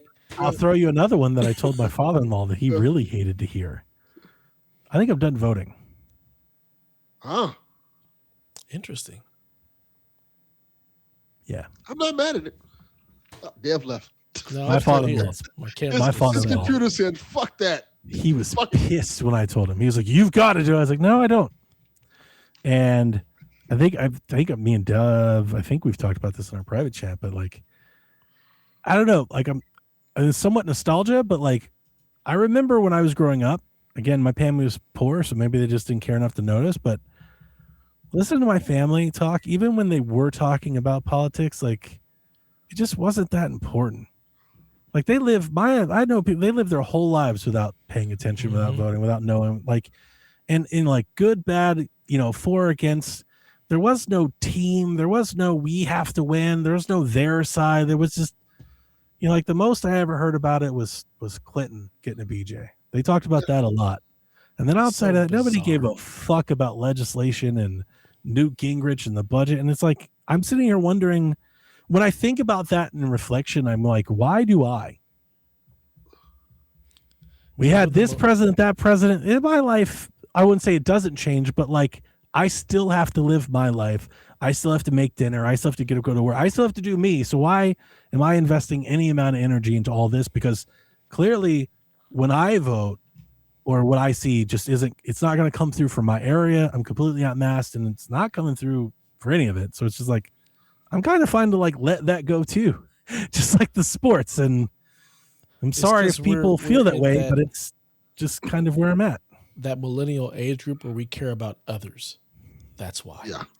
My wife and I talked about this because, I had long conversations with Sean on Sweet Hangs, and you guys got more of this than anyone. And I'm not going to keep doing this on the podcast. Our listeners have been through this. I'm not going to keep making this a thing. But I sat down with my wife and we had a real long conversation. I was I feel different. If something's going on, and she's she's softer. She's I've noticed it. She's I've been talking to my therapist all year. She's and I was I don't know where that's coming from, but yeah, it's just, I think I want to change some stuff up. Who knows? Maybe I'll change my mind by 2028, but kind of where I'm at now. Yeah. When you fight so long, at some point you'll be like, you know what? Can I take a break from this? Yeah. So I've planned 3 vacations for 2026 already. That's good. Nice. That's a blessing. That's great. That's awesome. I'm going to, in my birthday in March, Jordan Jensen is a comedian I've followed a bit on YouTube. She's pretty funny. She's coming to town. We're not going to see her, but what my wife wanted to do is my wife wanted to take me to the Claremont Lounge. You guys are familiar with? Finna meet this girl up at the Claremont Lounge. So she's always wanted to go there, and they've renovated the hotel, and it's gotten all bougie and stuff. So we've got a room at the Claremont, and we're gonna go to the rooftop bar. We're gonna go in the city, and because we were there, I just happened to look up the local theater and see and she just happens to be there my birthday. That was just that was an add-on. That was a cherry on top. We were already going. There's Delvin. Do you know the Claremont Lounge? Yeah, I've heard of it. It's a strip club. It's a hotel with a strip club in the basement. Yeah, but the strip club. But the strippers are old, old women. That's not a problem for me. I mean, it's just that's its thing. It's not this. It's a dive bar. Well, I mean that's somewhat infamous for that. Is she smoking a cigarette while she's doing her thing? Yeah, that would be hilarious. That's exactly what this is. Edna Krabappel ass strippers. Yeah.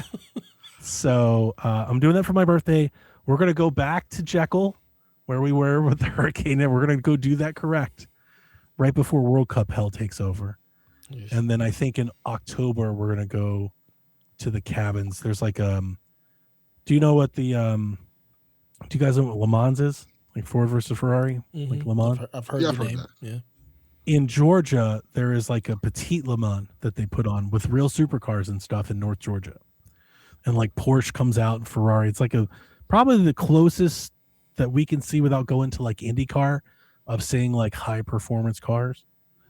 And my wife and I, we just think Jack would like it. So it's kind of like, because he's not coming to the beach with us, we're like, we'll take you to that and we'll figure out stuff to do there. But yeah, like we're already, like I said, I'm already planning for that stuff in place now. Like I've got World Cup coming. It's going to be a busy year. And like, I just can't spend this year worrying about everything else in the world. Like I can't do everything I want to do and that. So something had to give. Yeah. Nice. Enjoy life. Yeah. So all we can do at this point. I'm going to try. We're going to try. Yeah. All right. So John 32's real question. Prediction time. What will be the biggest surprise hit game of 2026? And what's a big name game that's supposed to release in 2026 that gets bumped out of the year? GTA. I feel like That's an easy one. that's exactly what I'm thinking. I'm thinking GTA ain't gonna make it. Yeah.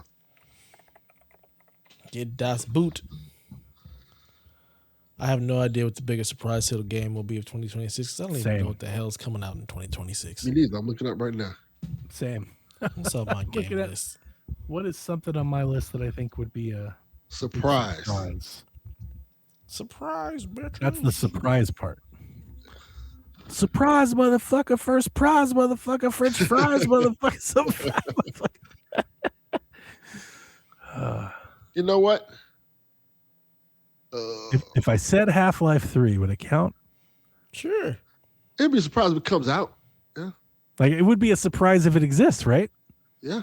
Yeah. And it would probably be really great. And I have long believed that this is real, as well documented here. I believe I'm one of those. Either way, here's the fun part. Either way, I'm getting the full Half-Life experience. Because even for the first time in my life, I'm a fool to believe it. Or it's real. So I think I win either way.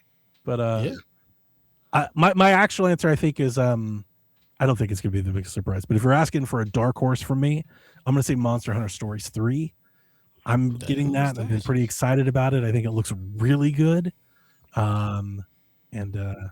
Yeah, I don't know. Maybe this is finally time for the Monster Hunter spinoff to break through. Okay. I got one. And it's a completely dark horse that's not on anybody's radar. I think the people are like, oh, this is actually pretty good. Directive 8020, the Supermassive game. What? Supermassive, they were doing all the horror games and stuff like that. Mm-hmm. Like the little series. Directive 8020 is supposed to be the last one for the series. But they've been taking a lot of time with it, like the polish and stuff. I think this one is gonna be really good. It's like essentially like an Aliens game, Aliens type. Yeah, it's like in space. I've never heard of Aliens horror game. It looks really good. Is it still the same style of game? Yeah. But it's in space. I've been pretty into space. Are they doing like space stuff? Yes. I've been getting into some space stuff of late. Yeah, this is gonna be kind of like they'll take on like Aliens, Now, I might play that one, Delvin, if it's good. I'm gonna read. I think this is gonna be a good one. Earth is dying and humanity is running out of time. 12 light years from home, Tau Ceti F offers a small sliver of hope. When the colony ship Cassiopeia crash lands into the planet, its crew soon realizes they are far from being alone. In space, death takes many forms.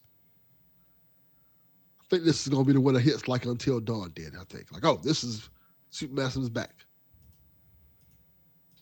I feel like they thought the Quarry was going to do that. Ugh. But, the Quarry was kind of mixed. Rebecca hates that I hate that game. It's fine. It's not what people thought it was going to be. Who is this actor? She looks familiar. What have I seen her in? Did you see the I was just thinking of space. Did you see any of the stuff where like they think they found like stars or gas from the original Big Bang, like some trillion years ago or whatever, through like some new telescope? That's pretty cool. Shit's getting crazy, man. Like some of this stuff, like they're sending infrared rays and shit to bring stuff back, and they found black holes across. Like I've been diving into those spaces. I mean, this shit's getting nuts out here. Yeah, I've always loved that stuff. They told us it's fun to get lost in that. Existed. And no one gives a fuck.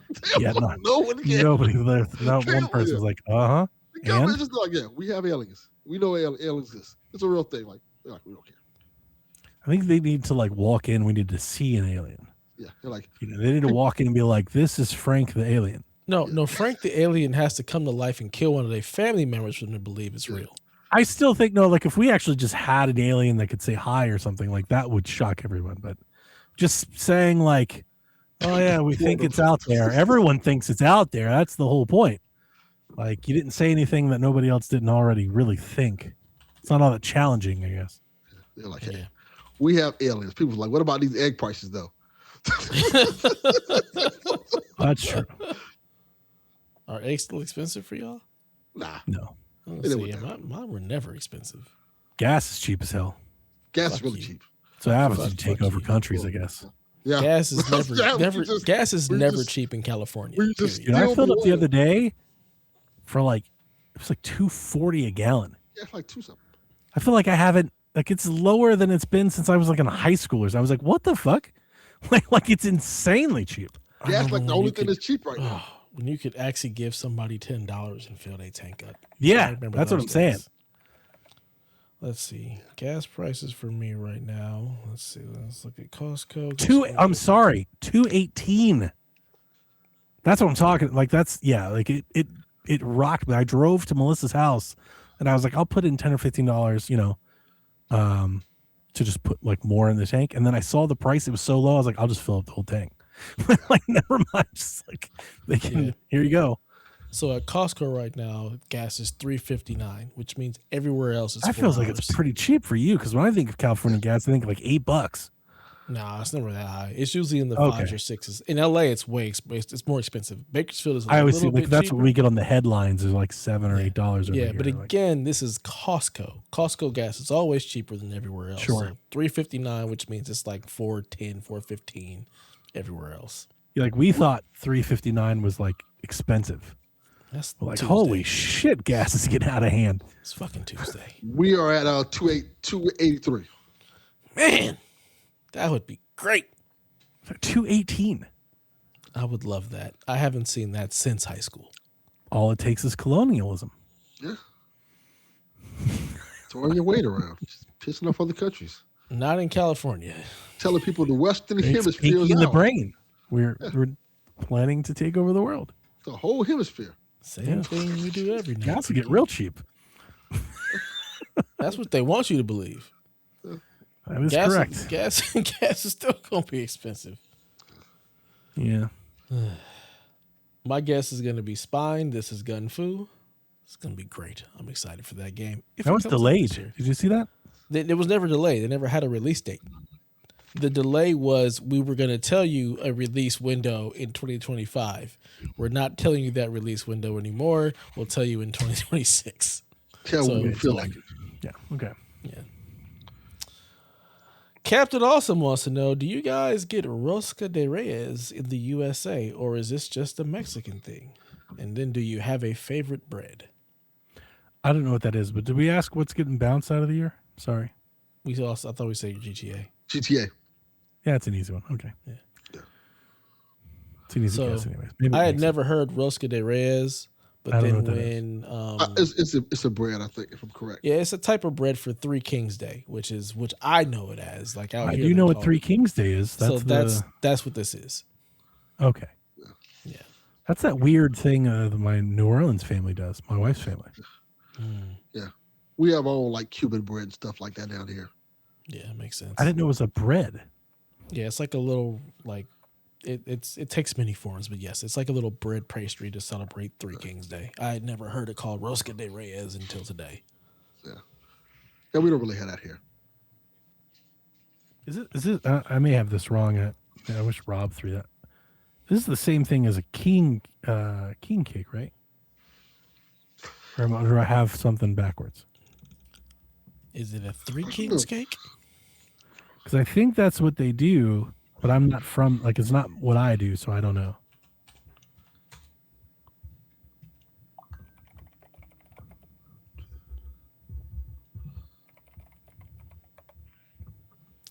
It looks like it. So a king cake is a festive brioche-based sweetbread, often filled with cream cheese or fruit shaped like a crown, and decorated with purple, green, and gold sugar to celebrate Mardi Gras and Epiphany, symbolizing the three kings.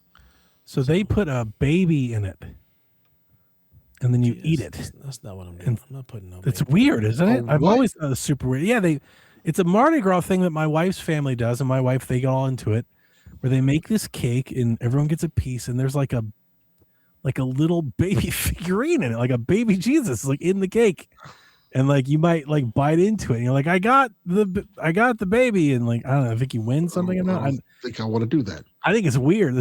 Delvin, I don't. Like they all get together, like you want a piece. I'm like, I'm good. That's well, a lot of people in our government are in trouble now. I'm gonna let y'all keep this one. That part. That part. But yeah, like I always thought it was. I mean, it's a very strange tradition. I think, right? Of course, yes, to do. it is.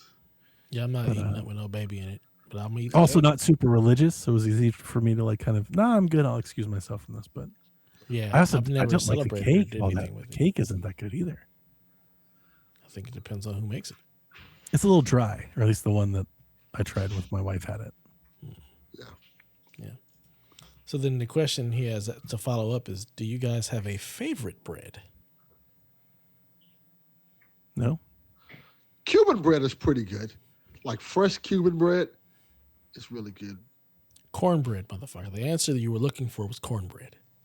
Yeah, cornbread is correct. good bread. Cornbread I don't. excellent. I think I just like all the breads. I'm just like, I'm here for bread. Bread, please. Bread, please. Yeah, like I'm not gonna fuck around about types of breads. Like, just fuck, give me the bread. My wife made some sweet potato cornbread. Oh my God. I do love a good cornbread. That sounds excellent. Who doesn't? Who doesn't love good cornbread? It was so good. Garlic bread?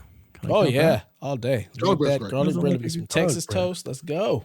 Yeah, Texas toast is a good bread. Does that count? Is that a type of bread? Yes. Mm-hmm. Again, just give us all the breads. I like the cinnamon raisin bread.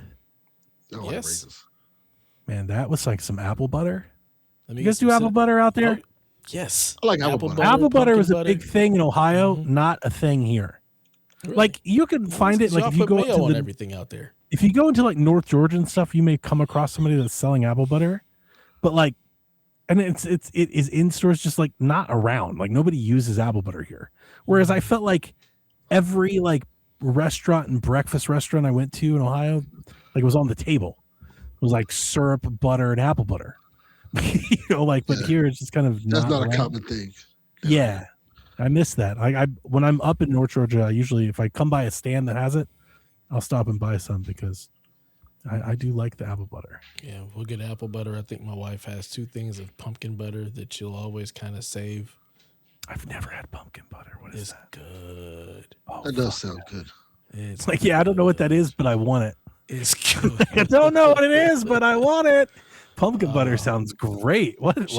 She makes pumpkin spice pancakes with pumpkin butter. Oh my God, it's heavenly. Can I get a video or a recipe or something? Can she point me somewhere? Yeah, it's called Trader Joe's. Trader Joe's.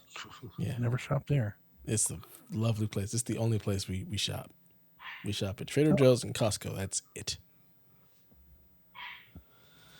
TPR is going to have his final question, and it's what are your favorite personal Super Bowl stories? He says he's expecting some Delvin nonsense. Well, you're going to be disappointed. Right. Because I haven't watched the Super Bowl in God knows how long. Neither have I. Yeah, I don't have any Super Bowl stories. What the hell is a Super Bowl story? Like I've already told him.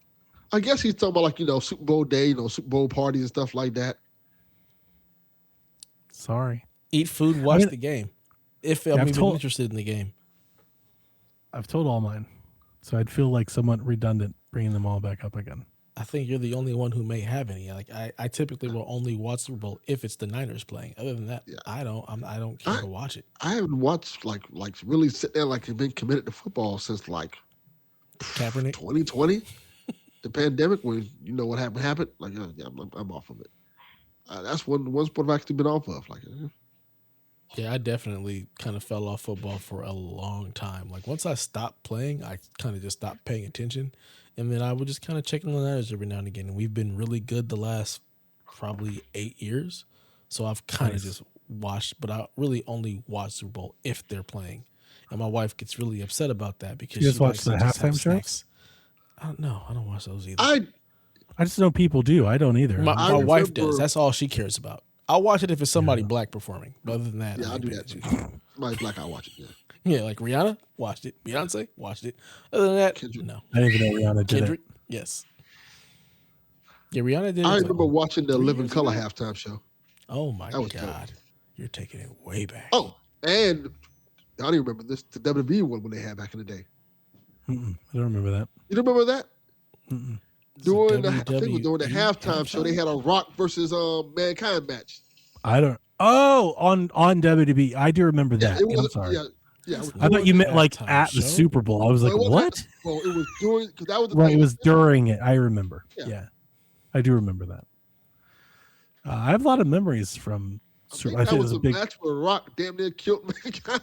Yeah, it was. It was the empty stadium match. Was like pre-recorded, and he hit him in the square in the forehead with a chair as hard as he could. What felt like 70 times. Yes. Mankind was taking chair shots to the cranium like Game of Thrones was showing boobs. Yeah. The shit was happening every Only 8 in seconds. season 1. And only in season 1 of Mankind's career, he was taking headshots every chance he could get. Like, bro. That's true. I had the lucky pleasure, TPR, of I've been to 3 Super Bowls, which I've always laughed at. Growing up, I would have never dreamed of going to a Super Bowl, and then by the time I'd been on to 2, I left at halftime. Oh, and actually, I could count 4 because I was in New Orleans for that one too. So actually 4. Been to 4 Super Bowls. You know the crazy thing about it?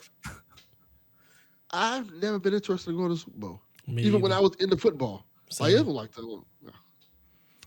Yeah. I mean, it's just like the pinnacle, right? Like it's the big game, and like there's people that save their entire lives to go. You know, like that's real. I met several of them. It's just a big event with big fanfare and stuff, and the biggest celebrities in the halftime show. It's just a big thing. And the Atlanta one, some story. So when I say the Atlanta one, I was with the traveling Atlanta party to the Super Bowl in Houston, which the Falcons made it to. That's the Falcons Patriots Super Bowl, for those of you that remember. And many moons ago, being there with a contingent of 40 people from Atlanta that were diehard Falcons fans, that was hilarious. Because they were kicking the Patriots' ass in the first half. And they were all clapping and everything. I watched that game. Listen to me. When I tell you, I was right there. After Lady Gaga finished singing, that was fantastic, by the way. Yeah. When Tom Brady scored the first points in the second half, it was like they all just knew. It's like they knew the future. Like the moment they scored 1 point, they all collectively gave up, prepared for the worst, thought the one, like they were like, I told you it's over. I was like, fuck, you guys are up by like 20. Like, what are you talking about? Like, go score a point. They're like, we're gonna lose. No, it's Tom Brady.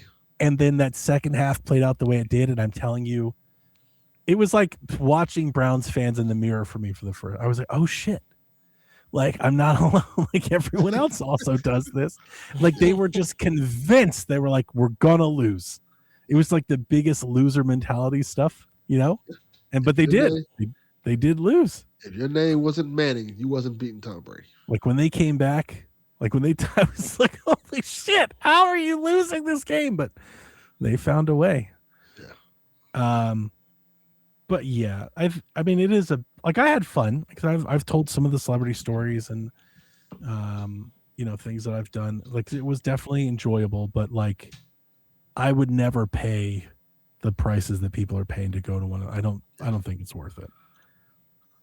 I'm glad I got to go to a WrestleMania before all this is happening now, where the prices are like ridiculously insane. Like now, I thought they were always insane. Oh no! Not like far away, but like up front. I thought it was always kind of ridiculous. I went to the Cena Rock one WrestleMania for like $50. Oh, that's fantastic. Yeah. Wow.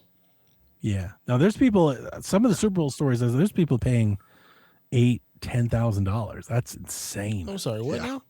Yeah. Like it's definitely like a who's who higher roller type of event.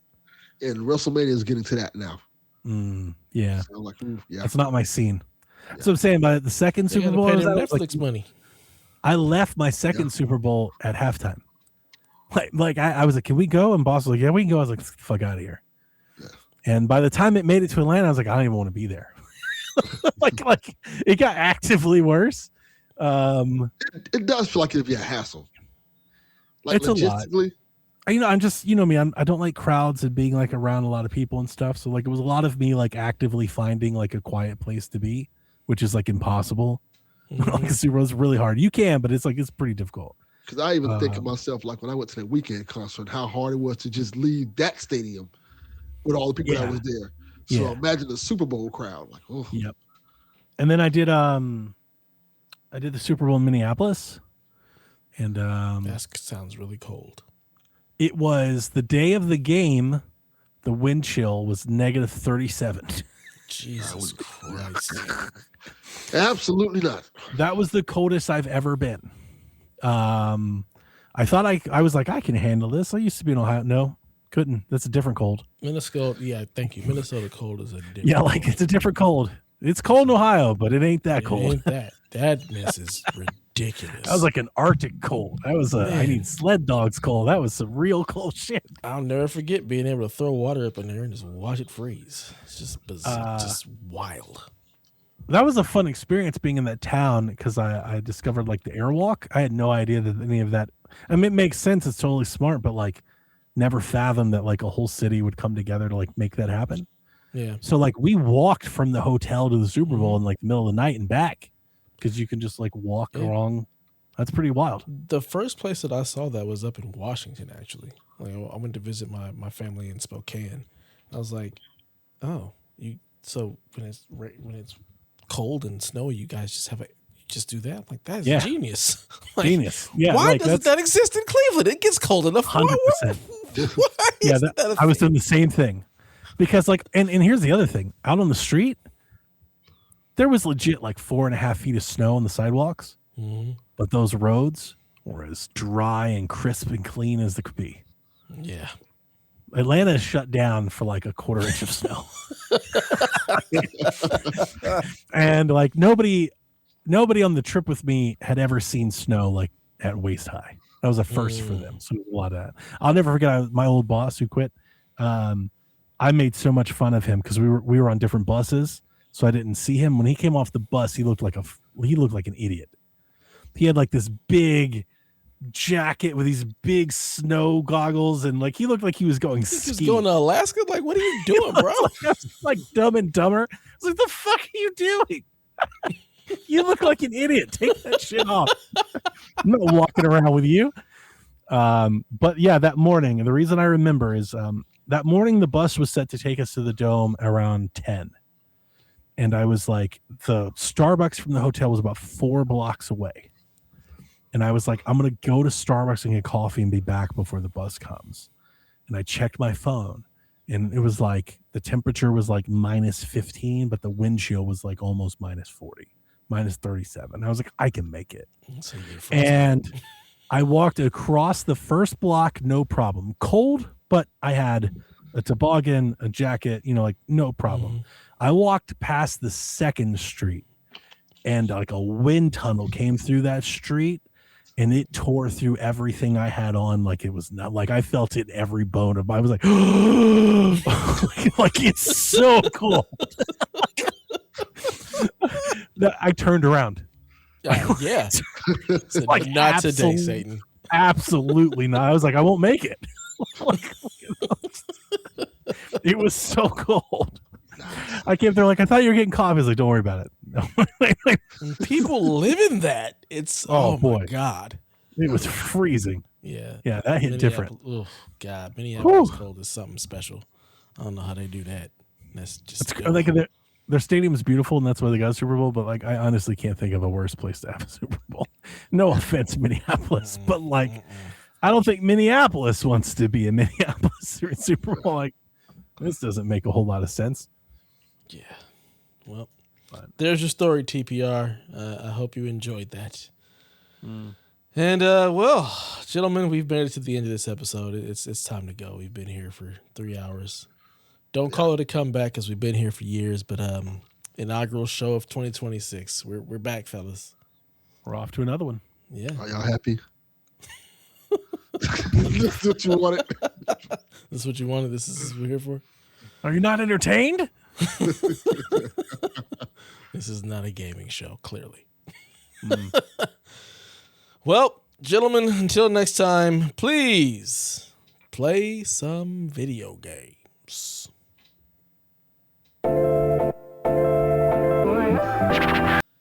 That's the wrong video. Yes, it is. Where is our old video? Off to a great start. I don't think it's here. Let's go. It's missing. Did they copyright claim it and take it from us? Hang on. Pretty much. I can transfer. Give it 5, 4, 3. It's uploading. Circle. Come on, Mac. Nobody's sleeping in the middle of the bed. The middle of the bed is only where you do the business. But when everybody's ready to sleep, it's the side of the bed that can't be beat. It's the middle of the bed where lovers meet. But when it comes time to slumber, it's the edges. Ooh, the edges.